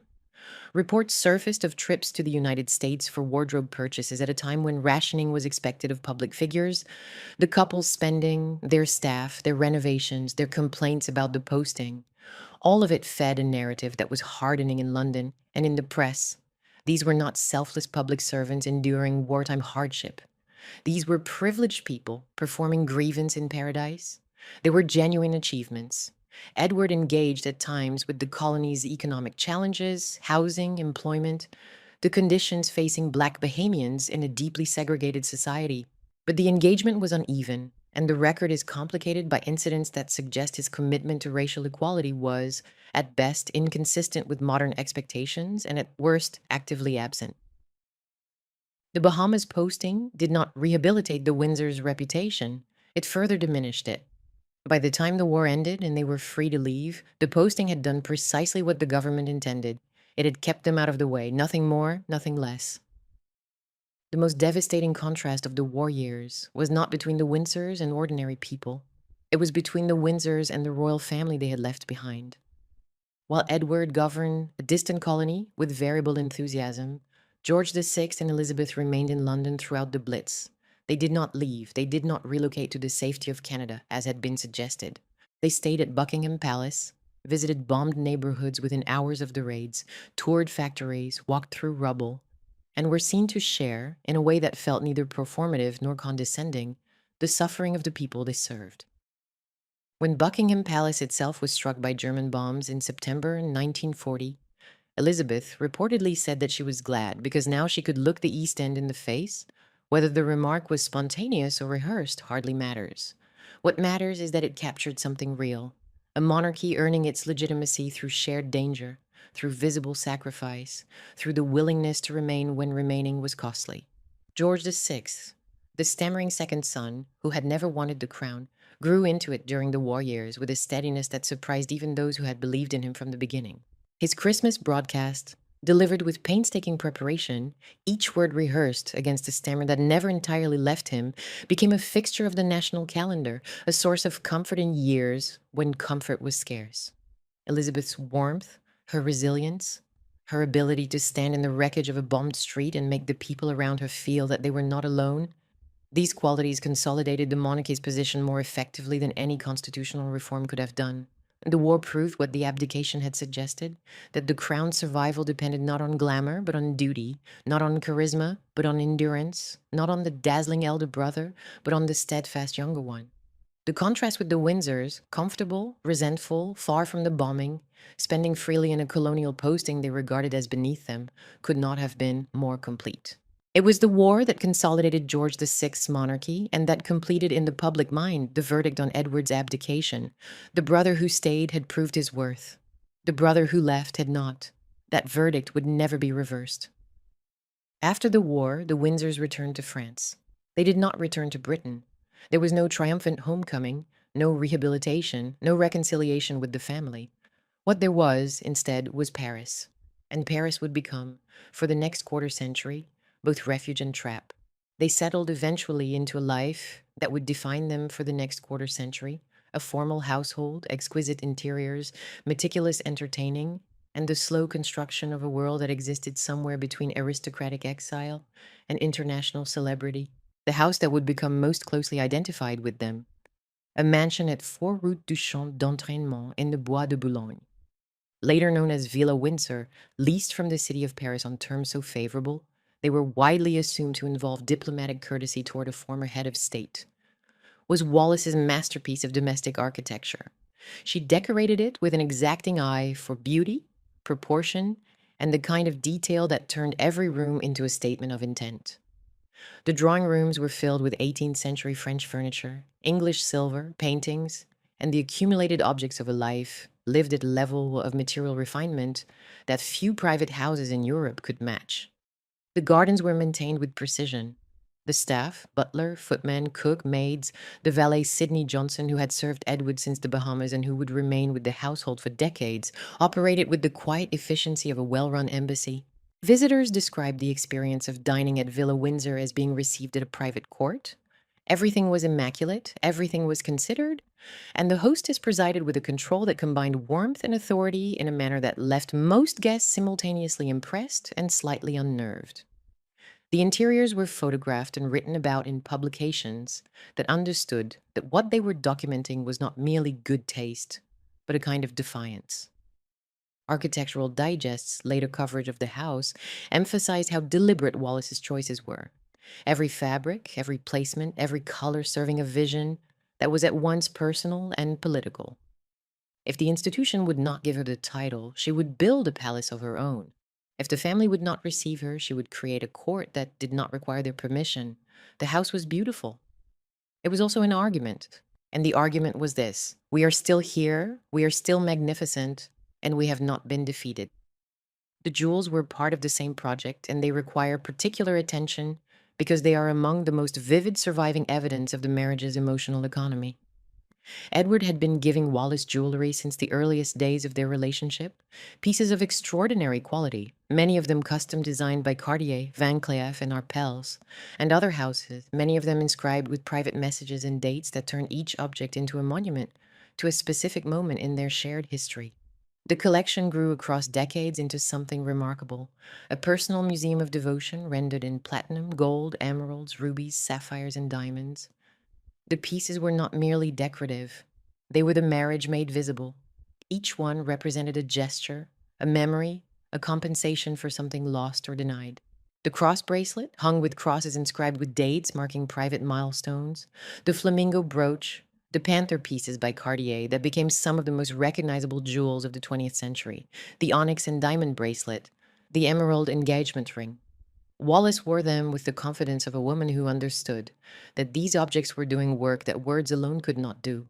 They were proof, tangible, glittering, undeniable, that the love story was real, that the sacrifice had meant something, that the life they had built in exile was not a failure, but a triumph expressed in stones. Whether Wallis experienced the jewels as love or as compensation is a question that admits no single answer. Is what later auction catalogs and biographical studies suggest is that the collection became, over the decades, more significant than the relationship it was supposed to commemorate. The jewels survived. The warmth, by many accounts, did not. The memoirs served a similar function. Edward published A King's Story in 1951, a carefully constructed account of his life, his reign, and his abdication that presented the entire saga as a narrative of principal sacrifice. The book was well received, widely read, and adapted into a television documentary in 1965 that brought the abdication story to a new generation. Wallis followed in 1956 with The Heart Has Its Reasons, a title that announced its own thesis, that the abdication had been an act of the heart, not a failure of judgment. Both books were fluent, emotionally calibrated, and almost entirely self-serving. They were not histories, they were arguments. Attempts to fix the narrative in a shape that vindicated the choices both of them had made and that presented the denied HRH, the family's coldness, and the decades of exile as injustices imposed on innocent lovers rather than consequences of choices freely made. The books sold well. They changed nothing. The family's position remained unchanged. The denied title remained denied. The exile continued. And the couple, having written their version of events for public consumption, returned to the private reality of a marriage that the public version was specifically designed to conceal. That private reality was, by the late 1950s and into the 60s, increasingly difficult to disguise. The Paris years were glamorous on the surface and corrosive underneath. Wallis ran the household with a precision that visitors found impressive and that those closer to the couple sometimes found suffocating. She controlled the menus, the guest lists, the seating arrangements, the flowers, the schedule, the pace of every evening. She controlled, in effect, the entire visible surface of their shared life. Edward's role within that arrangement was, by most accounts, to defer. He had abdicated the throne. In a quieter, more domestic sense, he had also abdicated authority within his own household. Whether Wallis's control represented love, competence, or dominance, or some inseparable mixture of all three, depends on which account you trust and which decade you are examining. What is consistent across the testimony of people who knew them during these years is that Edward seemed smaller than the man who had once commanded the empire's attention, and that Wallis seemed to grow more formidable as he diminished. The dynamic was not simple cruelty. It was something harder to name. The slow realignment of a relationship in which one person's identity had contracted, while the others had expanded to fill the space. The feud over the jewels, the question of what would happen to the collection, who it rightfully belonged to, and whether items that had originated as royal property should be returned to the crown, simmered throughout these decades. Lord Mountbatten, Edward's cousin, and a man whose relationship with the Windsors was characterized by a mixture of loyalty, exasperation, and dynastic calculation, was particularly invested in the question. He believed certain pieces belonged to the crown and should be returned. The Windsors disagreed. The dispute, conducted through intermediaries and occasional sharp correspondence, illuminated something important about the later years of the marriage. Even the objects that were supposed to represent love had become contested territory, fought over not only by the couple and the family, but by the extended network of advisors, lawyers, and interested parties who surrounded them. Outwardly, by the early 1960s, they had achieved something remarkable, a new kind of life in Paris that was elegant, famous, and self sustaining. They had survived the abdication, the war, the Bahamas, the denied title, and the family's refusal to forgive. They had built a world that revolved entirely around themselves, their taste, their history, their grievance, their jewels, their story. The Windsors were fixtures of international society. They dined with presidents and tycoons. They were photographed arriving at galas, at charity events, at the kind of gatherings where celebrity and old money and political power converged in rooms designed to make everyone inside feel significant. They were, by any external measure, successful. They were also, by any measure that took account of what they had once been and what they had hoped to become, diminished beyond recognition. George VI had died on February 6, 1952, at Sandringham, of lung cancer and a coronary thrombosis. He was 56 years old. The man who had never wanted to be king had served for 15 years, through the most dangerous period in British history, and had been broken by it. His death was not sudden. He had been ill for some time, his health declining visibly throughout the early 1950s. But it was devastating to those who understood what he had endured.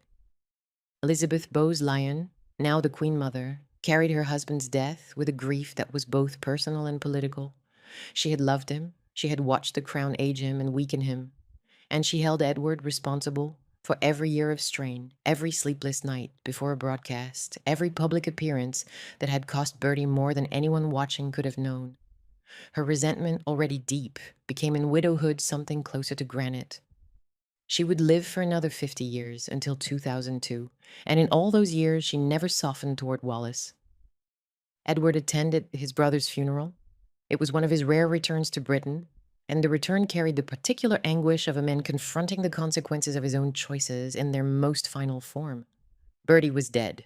The crown had passed to Elizabeth, Edward's niece, now Elizabeth II, 25 years old and already more prepared for the role than her uncle had ever been. The dynasty that Edward had abandoned had not merely survived without him. It had consolidated itself around his absence. The line of succession now ran through George VI to his daughter, bypassing Edward entirely. The House of Windsor would continue not because of Edward, but in spite of him. That structural fact, which had been implicit since 1936, became explicit in 1952. Edward was not just exiled. He was irrelevant. The Windsors returned to Paris. They returned to the house, the dinners, the jewels, the routine. They returned to the life that the abdication had purchased. But the purchase price, by now, was visible to anyone who looked closely enough. Edward was aging. His energy was declining.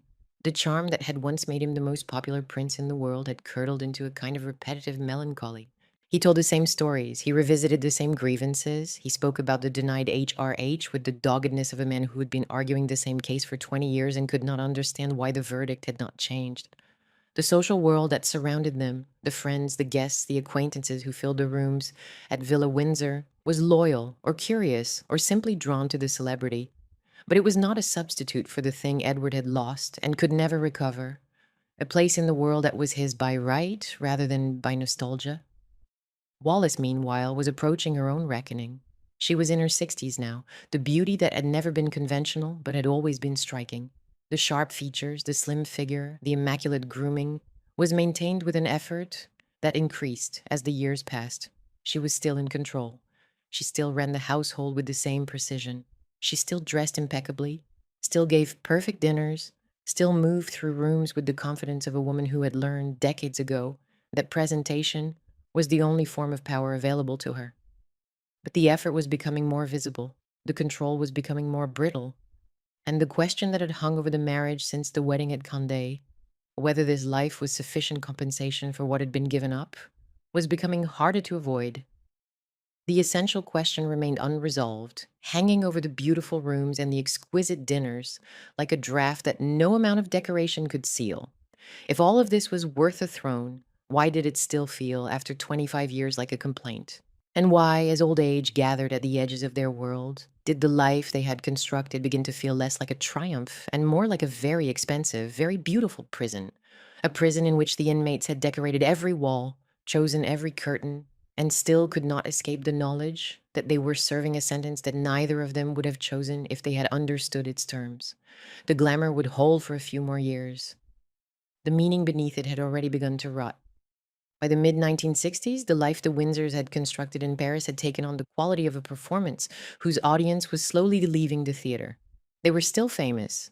They were still photographed. They still appeared at the right dinners, the right charity galas, the right houses on the Riviera in summer. The social machinery that Wallace had built and maintained with such precision continued to function, turning out impeccable evenings in impeccable rooms for guests who were by now as much drawn by curiosity as by genuine connection. The couple's name still appeared in the society pages of American and European newspapers. They were still invited to the kind of gatherings where wealth, title, and celebrity overlapped, the kind of rooms in which their particular combination of royal history and romantic scandal gave them a distinction that no amount of money alone could buy. But something had shifted. The world had moved on. The abdication, which had been the defining scandal of the 1930s and the moral backdrop of the wartime years, was becoming history rather than memory. A new generation of politicians, of celebrities, of social figures, of monarchs had emerged who did not define themselves in relation to the Windsors and for whom the phrase, "the woman I love," was an echo from their grandparents' time rather than a living controversy. The couple's fame, once rooted in urgency, was becoming archival. They were living monuments to a crisis that younger people read about in books or saw dramatized on television rather than remembered from personal experience. The 1960s belonged to a different world, a world of the Beatles, of the space race, of Vietnam, of a cultural revolution that had no interest in the drawing room dramas of the pre-war aristocracy. And living monuments, however beautifully maintained, however carefully lit and decorated and preserved, carry within them the unmistakable atmosphere of the past tense. Edward felt the diminishment more acutely than Wallis because he had further to fall. He had been Prince of Wales. He had been king. He had been the most popular royal in the modern history of the empire. And now he was a man in his 70s, living in a borrowed house in Paris, attending dinners where he was seated with the deference owed to his former rank and the faint discomfort owed to a guest who has outstayed his relevance. He still talked about the abdication. He still talked about the denied HRH. He still revisited, with a circularity that those around him found wearing, the grievances that had structured his exile for 3 decades. The conversation had not changed. The world around it had. The effect was of a man trapped in a loop, returning endlessly to the same arguments, while the people he was arguing against had either died, moved on, or simply stopped listening. His mother, Queen Mary, had died in March 1953, never reconciled. His brother George VI had died in 1952, their relationship unrepaired. Stanley Baldwin, the man who had managed the abdication crisis, had died in 1947, and with him had gone one of the few people who had understood from the inside what the constitutional collision had actually felt like.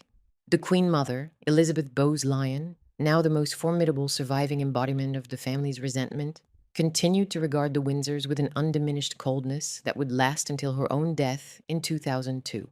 At the age of 101, she did not visit them. She did not invite them. She did not forget and she did not forgive, and her influence within the family ensured that the institutional coldness toward the Windsors was maintained with a consistency that might have been admirable if it had not been so implacable. The family had not relented, and Edward, who had spent 30 years expecting that time would soften the verdict, was confronting the possibility that it would not. The denied HRH would remain denied. The exile would remain permanent. The sacrifice he had made for love would not be honored by the family he had left behind.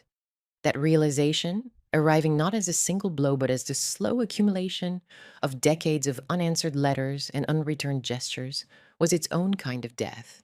Quieter than the abdication, longer than a funeral, and in some respects more devastating because it offered no dramatic moment of resolution, just a gradual, grinding recognition that nothing was going to change.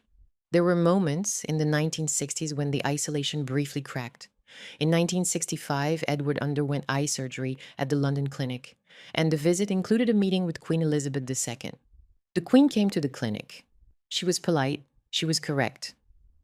The encounter lasted a short time, and its emotional content, whatever was actually said, whatever glances were exchanged between a niece and the uncle whose choices had made her queen, has never been fully disclosed. Edward returned to Paris. The visit changed nothing in the institutional arithmetic, But it suggested something that the harder line members of the family might not have wished to acknowledge, that the queen herself, who had been a child during the abdication and who bore no personal responsibility for its consequences, was not without sympathy for the aging duke. Her subsequent gestures, 1967 decision to include the Windsors in the unveiling of a plaque to Queen Mary at Marlborough House, and her willingness to receive Edward during his later medical visits, pointed toward a monarch who was navigating with characteristic care between the institution's official position and her own private sense of family obligation. Edward, during this period, was filmed for a documentary and several television interviews that showed the world a man who was still articulate, still charming in his fashion, but visibly diminished by age and by the accumulated weight of exile. He spoke about the abdication with the practiced fluency of someone who had been telling the same story for decades. Smoothly, carefully, and with a version of events so polished by repetition that the emotional truth underneath it had long since been sealed away. The public saw an elderly gentleman with good manners and a famous past. What the public could not see was the private reality of a man whose days were structured around almost nothing: the garden, the dogs, the occasional social engagement, and the endless circular replaying of a decision made 30 years earlier that could not be unmade. Wallis, meanwhile, was managing. That is perhaps the most precise word for what she was doing in those years, and it deserves to be examined with care because the word contains both her strength and her tragedy. She managed the household with the same exacting standards she had maintained since the 1940s. The menus planned days in advance, the linen inspected, the silver polished, the flowers changed according to a schedule that reflected the seasons and the social calendar with equal precision. She managed the social calendar with the same attention to detail. The invitations sent, the seating charts drawn, the evenings orchestrated so that the conversation moved and the silences never lasted too long. She managed the household accounts, the travel arrangements, the staff, a household that still employed a butler, footman, a cook, maids, and the indispensable Sidney Johnson, who served Edward with a quiet loyalty that transcended employment and approached something closer to devotion. And she managed Edward. She managed him with a firmness that visitors interpreted variously as devotion, impatience, habit, or control, depending on the visitor, the evening, and the amount of wine that had been served. She told him when to sit. She told him when to speak, and more pointedly, when to stop speaking. She corrected his anecdotes when they ran too long, or when the details had begun to drift from the version she considered accurate. She organized his days, which, without the structure of any official role, any constitutional purpose, any meaningful work, would otherwise have had no shape at all.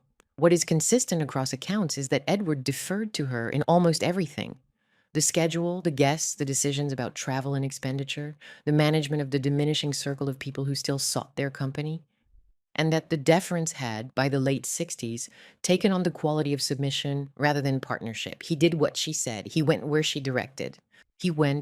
He appeared when she required and retreated when she did not. The man who had once defied an empire to be with her now could not defy her about the dinner menu. Whether that represented the natural settling of a long marriage between a dominant personality and a passive one, or whether it represented something that a less sympathetic observer might have called control verging on cruelty, depended entirely on where you stood in relation to the couple and how much you were willing to forgive in the name of love. Whether this dynamic represented love that had simply settled into its most efficient form, or whether it represented something darker, the slow subjugation of a weak man by a strong woman in a marriage where the power had been lopsided from the beginning, is a question that biography has not resolved and probably cannot. The accounts vary. Some visitors to Villa Windsor in the 1960s described a couple who were still affectionate, still attuned to each other, still bound by a shared history that nobody else in the room could fully understand. Others described something closer to a household in which one partner gave orders and the other obeyed, in which the Duchess's exacting standards had expanded to encompass not just the furniture and the menu, but the Duke himself, who was directed, corrected, and occasionally diminished in front of guests with a sharpness that made some of them uncomfortable. The truth, as it often does in long marriages, probably lives somewhere between these accounts. What can be said is that the marriage by this stage had become less a relationship between equals and more a system in which each party served a function. Wallis provided structure, order, and the visible maintenance of a life that justified the abdication. Edward provided the title, the history, and the reason for the entire enterprise to exist, Without him, she was a duchess without a cause. Without her, he was a duke without a compass. They needed each other. But the need had long since ceased to resemble the intoxication that the fairy tale described. It was a need born of mutual dependency, of shared isolation, of the simple fact that after 30 years of marriage built on the wreckage of a throne, neither of them had anywhere else to go. There were moments of warmth. There were private gestures that those closest to the couple noticed and that later accounts have preserved. A touch, a concern, a habit of attention that suggested the bond, however changed, was not entirely extinguished. Sidney Johnson, the valet who had served the household since the Bahamas and who knew the couple's private life more intimately than almost anyone, would later describe a relationship that was complex rather than simply cruel. The pugs were walked together. The evenings when there were no guests were spent in each other's company. The rituals of a shared life, however diminished, however far from the intoxication of the 1930s, continued to provide a framework within which something resembling tenderness could occasionally surface. But the weight of testimony from the later years tilts, unmistakably, toward a picture of a marriage that had become ceremonial, beautiful on the surface, exhausting underneath, and sustained less by joy than by the impossibility of admitting that the greatest love story of the century had run out of love. In 1965, Edward underwent eye surgery in London, one of a series of medical visits to Britain that brought him briefly back into contact with the royal family. The visit included a meeting with Queen Elizabeth II at the London clinic. It was polite. It was brief. It changed nothing. The encounters between the Windsors and the reigning family during these years had the quality of diplomatic engagements rather than family reunions, carefully managed, emotionally neutral, and freighted with decades of unresolved grievance on both sides. The Queen was correct. The Queen Mother was absent, and Edward returned to Paris, having touched the edges of the life he had once inhabited without being readmitted to it.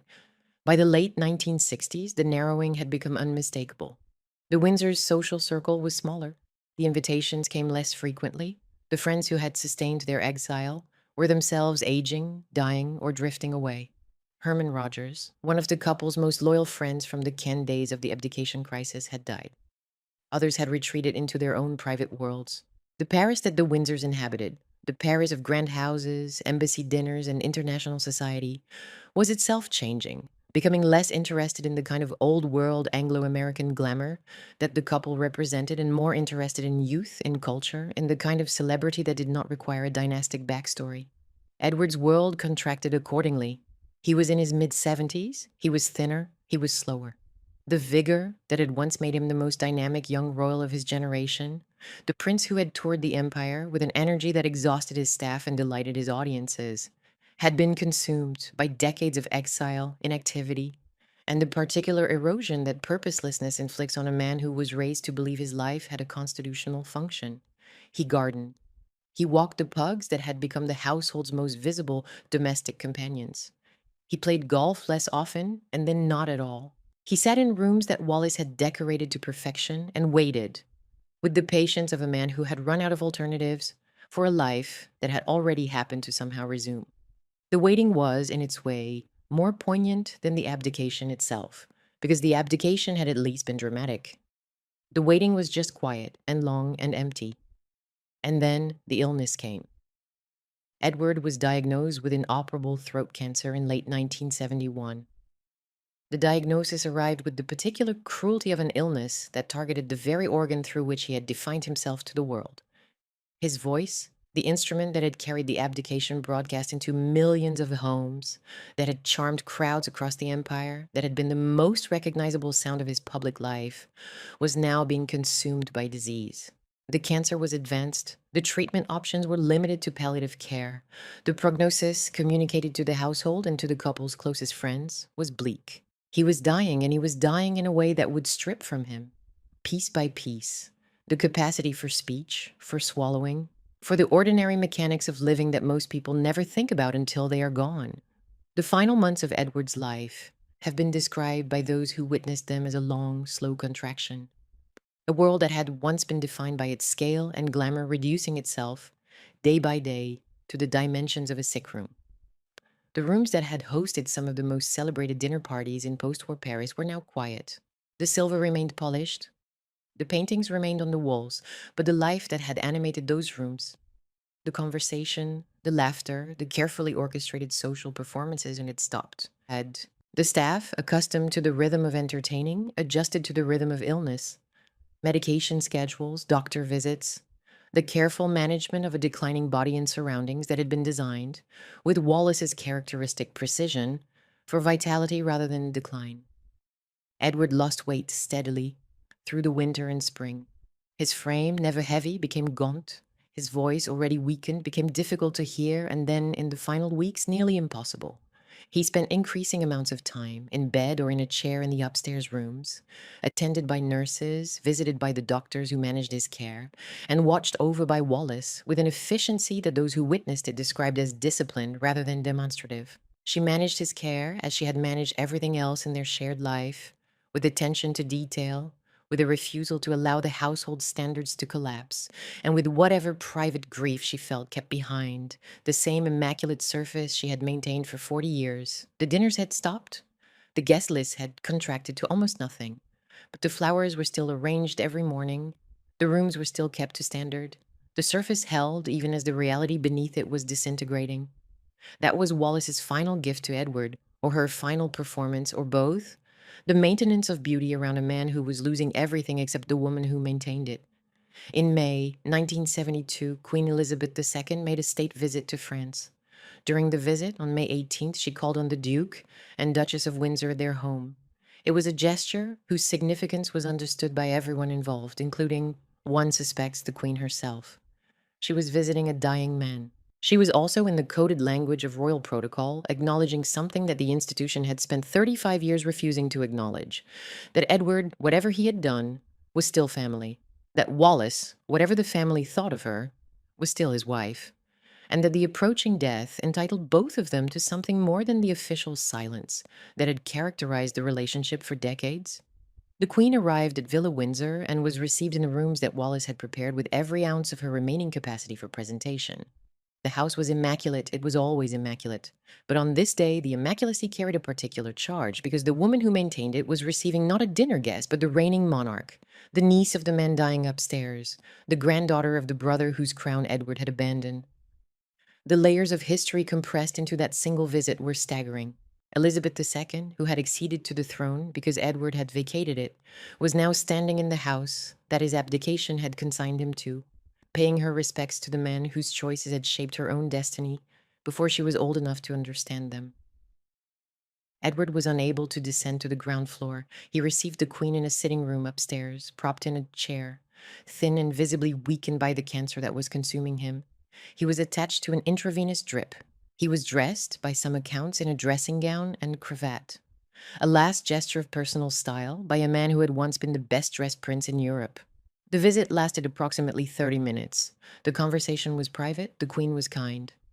Prince Philip, who accompanied her, spoke with Wallis downstairs while the Queen sat with Edward. A photograph was taken, and then the royal party left, and the house returned to the quiet of its final purpose. Edward had seen the Queen. The Queen had seen a dying man. 10 days later, he was dead. Edward, Duke of Windsor, died at his home in the Bois de Boulogne at approximately 2:30 in the morning on May 28th, 1972. He was 77 years old. A nurse was present. Wallis was nearby.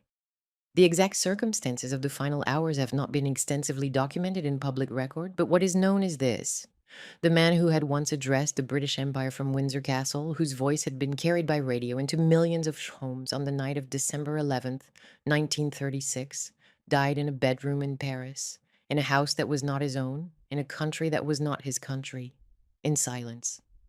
There is something about that death that requires the narrative to stop and attend to it with the care it deserves, because this is the moment toward which the entire story has been building. Not the abdication, not the wedding, not the broadcast. This, the death of the former king in a house in Paris, 36 years after he surrendered the throne for the woman who sat somewhere in the rooms below or beside him as he died. The fairy tale had promised that the sacrifice would be worth it, that the love would be enough, that the life they built together would justify everything that had been lost. And now the man who made the sacrifice was dead, and the justification had to be weighed against the evidence of 36 years. The evidence was this: a succession of beautiful houses, none of them home, a marriage that had begun in obsession and ended in routine, a title that had been steadily diminished from the day it was bestowed, a family that had not forgiven, an institution that had not relented, a denied HRH that remained denied to the last, a collection of jewels that told a love story more eloquently than the lovers themselves, and a woman, now 76, sitting in a house whose every room was a monument to a life that was over. He died not as a king, but as a duke. He died not in England, but in France. He died not surrounded by the apparatus of the state, the red boxes, the ministers, the pageantry that attaches to a sovereign even in death, but in the private, exquisite, carefully curated world that Wallace had constructed as a substitute for the one he had given away. The house was beautiful. The rooms were perfect. The flowers, one imagines, were fresh, and the man inside them was gone. The mythology of the abdication had always depended on the idea that Edward chose love over duty, and that the choice, however painful, was vindicated by the life that followed. His death exposed the flaw in that mythology with a completeness that no amount of retrospective interpretation could repair. The life that followed had not been a triumph. It had been an exile, comfortable, glamorous, meticulously maintained, and hollow at its center. He had spent 36 years trying to recover what he had given up. He had written memoirs to justify his choice. He had lobbied for the denied title. He had complained, argued, petitioned, and grieved. And he had died without recovering any of it. The title was still denied. The family had not relented. The institution had not opened its arms. And the woman for whom he had made the sacrifice was now, for the first time since the early 1930s, alone. The immediate aftermath moved with the particular efficiency that the British establishment brings to the management of royal death, even the death of a royal who had spent a lifetime outside its gates. Edward's body was flown from Paris to England on a Royal Air Force aircraft. He was brought to Windsor, and his coffin lay in state at St. George's Chapel, Windsor Castle, the same chapel where, as a boy, he had attended services as a Prince of the Blood, where he had been invested as a Knight of the Garter, and where the ceremonies of the monarchy had been performed around him with this solemnity that his family treated as the visible expression of God's favor. For 3 days, the public was allowed to file past. Thousands came. They came to pay respects to a man who had been, depending on one's sympathies, either the greatest romantic of the century or the most reckless heir in modern British history. They came too because death has a way of simplifying stories that life insists on keeping complicated. In death, Edward was allowed to be poignant. In life, he had merely been difficult. The funeral took place on Monday, June 5th, 1972, at St. George's Chapel, a private service attended by the royal family, by senior members of the government and diplomatic corps, and by Wallis herself. She had made the journey from Paris to England, a crossing that carried an echo of Edward's own departure 36 years earlier, but in reverse. This time, the Channel was crossed not in flight from the institution, but in submission to it. She stayed at the Queen's invitation at Buckingham Palace. It was, by all available evidence, the first time she had been received there as a guest of the sovereign. The hospitality was correct, considerate, and deeply strange. The palace that had never accepted her as part of the family was now housing her in one of its state bedrooms, because the man who had connected her to that family was lying in a coffin at Windsor. At the funeral service, Wallis sat beside the Queen. She was, by accounts of those who saw her, composed, contained, and very small. A woman who had once been described as one of the most formidable personalities in European society, reduced by grief, by age, and by the sheer weight of decades to a figure of fragile dignity. She wore black. She did not weep publicly. She sat through the service with the same controlled composure she had maintained throughout every public ordeal of her life, and when it was over, she walked to the burial site at Frogmore, the royal burial ground in the private gardens of Windsor Castle, where Edward's coffin was lowered into the earth. Frogmore, the name itself carries weight in this story, because it is the place where the final reversal occurs. The man who had been denied so much in life, denied the right to marry as he wished without constitutional consequence, denied the restoration of his wife's title, denied full reconciliation with his family, denied a role, a purpose, a place in the national life, was now received in death by the very landscape from which his marriage had once excluded him. The royal ground that had not opened to Wallis while he lived had opened now, because in the arithmetic of death, even the most stubborn institutional grudges eventually yield to the need for a grave. Edward was buried. The dynasty had him back, and the story of his life, which had begun in a nursery at White Lodge in Richmond Park, with every privilege the world could offer, ended in a plot of ground that the family had set aside for the brother who had not quite been forgiven but could not quite be refused. Wallis stood at the graveside. She looked at the ground. She was taken back to Buckingham Palace. And the following day, or shortly thereafter, she returned to Paris. She returned to Villa Windsor. She returned to the rooms Edward would never enter again, to the household that now revolved around an absence rather than a presence, to a life whose entire justification had been removed. The staff remained. The flowers remained. The furniture, the silver, the paintings, the jewels, all of it remained, arranged with the same precision Wallis had always demanded, but serving now a different purpose. These objects had once been the furnishings of a life lived in defiant magnificence. They were now relics. And Wallis, at 76 years old, surrounded by those relics in a house that had suddenly become very large and very quiet, was not a duchess holding court in exile. She was a widow. She was alone in a foreign country. She was aging. And the man who had given her name its meaning, who had connected her to the dynasty, who had made the sacrifice that the entire world remembered, that man was in the ground at Frogmore, and he was not coming back. Edward's death did not free Wallis into dignified widowhood. It did not bring reconciliation or peace or the recognition she had spent decades seeking. What it brought was something far stranger and far sadder, the beginning of a disappearance. And the years that followed would prove that losing the man she had married was not the worst thing that could happen to the Duchess of Windsor. The worst thing was what happened after. What happened to Wallis after Edward's death was not a gentle decline. It was an erasure. The process began almost immediately. Within months of the funeral, the social world that had sustained the Windsors as a couple began to contract around the solitary Duchess with a speed that confirmed what many had suspected. The world's interest had always been in him, or in the two of them together, or in the mythology they generated as a pair. Without Edward, Wallis was not the center of a love story. She was the remainder. She was the woman in the house, surrounded by the furniture and the jewels and the photographs, holding a title that had been diminished from the day it was bestowed, and that now, without the man who had earned it, felt more like a label on an empty case than a mark of rank. The household contracted with her. Some staff departed. Others stayed out of loyalty or habit, or the particular inertia that attaches to a household that has been running for decades and does not know how to stop her. Sidney Johnson, the valet who had served the Windsors since the Bahamas, more than 30 years of service, spanning 3 continents and the full arc of the exile, remained. His presence in those final years was one of the few threads of continuity connecting the Wallis of the 1980s to the world she had once commanded. Johnson had seen it all: the Bahamas posting, the return to Paris, the grand dinners, the jewels, the arguments, the marriage in all its complexity.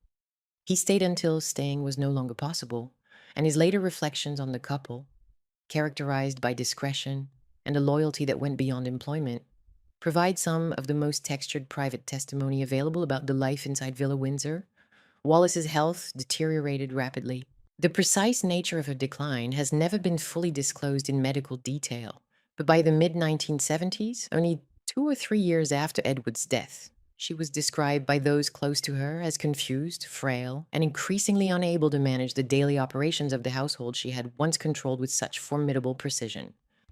She had suffered from arteriosclerosis and the cumulative effects of age, and her cognitive faculties were diminishing in ways that those around her found distressing to witness.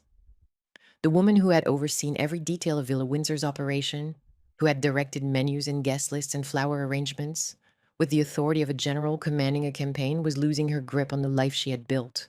The irony was savage. Wallis's entire adult existence had been organized around control. Control of rooms, of presentation, of rank, of the narrative that explained and justified the abdication. And now control was being taken from her, not by the institution that had denied her the HRH, not by the family that had frozen her out, but by the simple, indiscriminate cruelty of physical and mental decline. Into the space left by that decline stepped Suzanne Blum.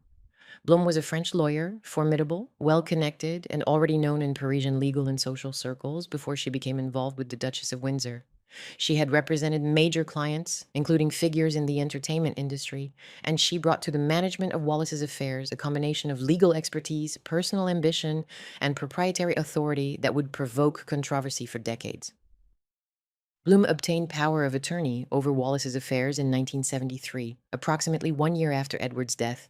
From that point forward, she became the gatekeeper between the Duchess and the world, controlling access, managing finances, making decisions about the household, and according to her critics, exercising a degree of authority over a vulnerable elderly woman that went far beyond the normal scope of legal representation. The accounts of Wallis's life under Bloom's management are, depending on the source, either stories of competent legal protection or stories of isolation verging on imprisonment. What is broadly agreed is that Bloom restricted access to the Duchess severely. Old friends found it increasingly difficult to visit. Journalists were turned away. Members of the public who wrote letters received no response. The household at Villa Windsor continued to operate, but it operated now as a closed system, with Bloom at its center and the Duchess, increasingly bedridden, increasingly silent, increasingly absent from the life that was nominally being conducted on her behalf. Somewhere inside the beautiful rooms, attended by nurses, seen by almost no one. In May 1982, a decade after Edward's death, a reporter described Wallis as living in what amounted to a waking sleep. Frail, barely conscious of her surroundings, a figure of almost unbearable pathos in a house that had been designed for vitality and social performance. She was 85 years old. She had not been seen in public for years. The woman who had once been the most talked about woman in the world was now invisible, existing in a silence so complete that it constituted its own kind of disappearance. The contrast between the Wallis of the 1930s, sharp, witty, socially commanding, capable of holding the attention of a future king, and the Wallis of the 1980s was not merely the contrast of age. It was the contrast between a life lived in furious engagement with the world and a life from which the world had withdrawn entirely. Bloom, during these years, made decisions that would have lasting consequences for the Windsor legacy. She arranged for the sale of certain possessions. She managed the estate's finances.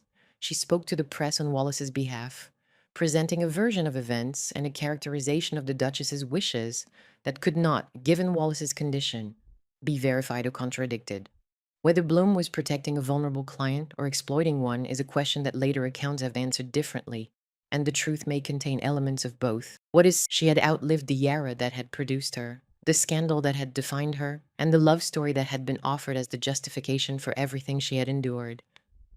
She died in the house in the Bois de Boulogne, in a bedroom that had once been part of the most talked about private residence in Paris, attended by nurses, surrounded by possessions whose value was measured in millions, and whose emotional weight was beyond calculation. The Queen was informed, the royal family issued a statement, and the machinery of institutional mourning, which had served the Windsors so precisely and so coldly throughout their lives, performed one final act of reception. Her body was flown to England. A private funeral service was held at St. George's Chapel, Windsor Castle. The same chapel where Edward's funeral had taken place 14 years earlier, the same chapel where generations of Windsors had been christened, married, and mourned. The Queen attended. The Queen Mother attended, the woman whose resentment had outlasted the scandal, the war, the exile, and both of the people who had caused her husband's unwanted ascent to the throne. She was 85 years old, and she stood in the chapel and watched as the woman she had never forgiven was given the rights of the Church of England in the heart of the royal estate. Prince Charles attended. Princess Diana attended. The family gathered as royal families gather, with the visible performance of continuity and the private complexity of emotions that no public ceremony can fully contain. The service was brief, the mourners were few, and when it was over, the coffin was taken to Frogmore, to the royal burial ground in the private gardens of Windsor Castle, and Wallis was laid beside Edward in the plot that had been reserved for her since his death. Frogmore. The name has carried weight throughout this story, and it carries the most weight here, at the end. The woman who had been denied full entry into the royal family in life, denied the title, denied the acceptance, denied the recognition that the abdication was supposed to have purchased, was finally admitted in death. The royal ground that would not open to her as a living quasi-queen opened now, because death does not observe the rules of precedence. There is no HRH in a grave. There is no denied title on a headstone. There is only the fact of a body laid beside another body in earth that belongs to the crown. She was placed beside the man for whom she had given up everything that preceded him and from whom she had received in return a life that was beautiful and inadequate in almost equal measure. The grave is simple, the stone is plain. It bears her name and her dates. The quietness of it stands in stark contrast to the noise that surrounded her for 50 years. The noise is gone now. What remains is the ground and the names and the silence. The love itself was not for sale. It had already been spent. The cultural afterlife of the Windsors began while they were still alive and has never stopped. Edward and Wallis tried to shape their own legend through the memoirs, A King's Story and the Heart Has Its Reasons, and through the 1965 television documentary that bore the same title as Edward's book. But the legend proved uncontrollable.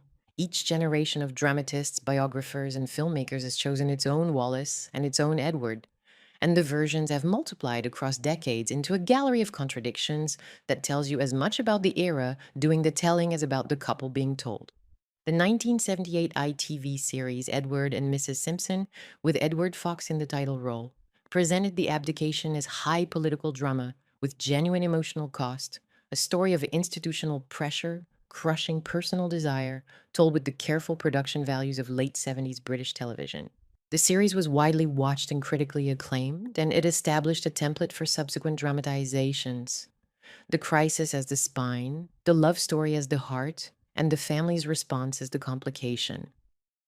Wallis and Edward in 2005 offered a more sympathetic portrait of the relationship, attempting to recover something of the private warmth that the public record had largely obscured. Madonna's W.E. in 2011 split its focus between the historical Wallis and a contemporary woman drawn to the mythology, producing a film that was more interested in the aesthetic of the love story than in its political or psychological consequences. The Crown, across its run from 2016 to 2023, revisited the Windsors repeatedly and to powerful effect, presenting them as a wound the royal family could not stop touching. Glamorous, pitiable, and permanently unresolved. The series gave the abdication a visual and emotional language that reached a global audience, and it placed the Windsors within the larger narrative of the monarchy's 20th century survival in a way that earlier dramatizations had not attempted. Most recently, PBS's Edward and Wallis. The Bahamas scandals has demonstrated that the story is still being revised through newly surfaced records and changing moral priorities, peeling back the colonial years to reveal what the Bahamas posting actually looked like beneath the official account. Each version chooses its Wallis, romantic victim, predatory climber, style icon, political liability, tragic outsider. Each captures part of the truth. None captures all of it. The documentary's job is not to flatten those versions into a single verdict, but to show how the complexity of the real story exceeds every attempt to simplify it. What remains, physically and institutionally, is striking in its contrast. The graves at Frogmore are still there. Edward and Wallis side by side in the royal burial ground inside the Windsor estate, kept by the institution that never fully accepted either of them in life. Visitors to the grounds, on the occasions when Frogmore is open to the public, can find the plot and stand before it. 2 names, 2 sets of dates, the entire story compressed into a rectangle of stone and earth. Villa Windsor, the house that Wallis turned into her private court, has passed into a different kind of afterlife. After her death, the mansion in the Bois de Boulogne was taken over by Mohammed Al-Fayed, the Egyptian-born businessman who acquired the lease and who had his own complicated relationship with the British establishment and the royal family. Al-Fayed restored the interiors to something approaching their Windsor-era splendor, turning the house into a kind of shrine to the couple's memory. The property has since moved through further transitions. Paris listings from recent years show the grounds being made available for events and functions, which is its own kind of epilogue for a place that was once built around the most private royal exile in modern history. The house survives, but the life inside it has become a historical atmosphere, something to be toured, photographed, and wondered at rather than lived in. The Queen Mother, whose resentment anchored the family's relationship with the Windsors for more than 60 years, died on March 30th, 2002, at the Royal Lodge in Windsor Great Park. She was 101 years old.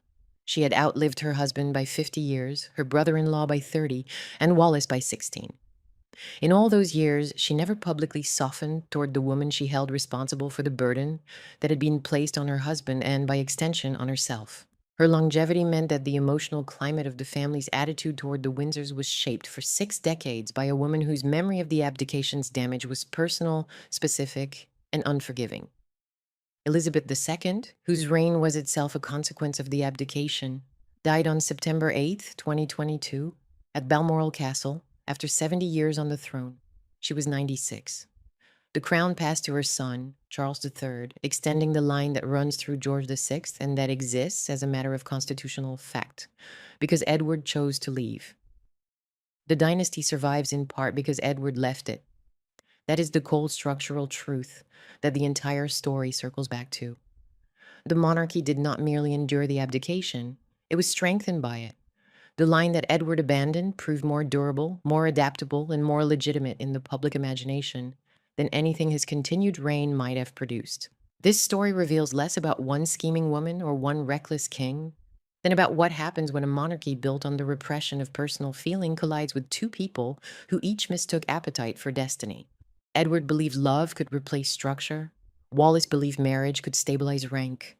Neither got what they thought they were buying. What survived was not the fairy tale, but the damage. A brother's burden, a family's grudge, a dynasty rerouted, and a woman buried at last in the royal ground that never truly opened to her while she lived. There is no neat moral to this story. There is only the quiet at Frogmore, where a king who was not a king and a queen who was never a queen lie together in the earth of an institution that outlasted them both. That is not a lesson. That is just a life. 2 lives, and the distance between what they imagined and what they got. If you enjoyed this video, please like and subscribe to our channel so you never miss another story.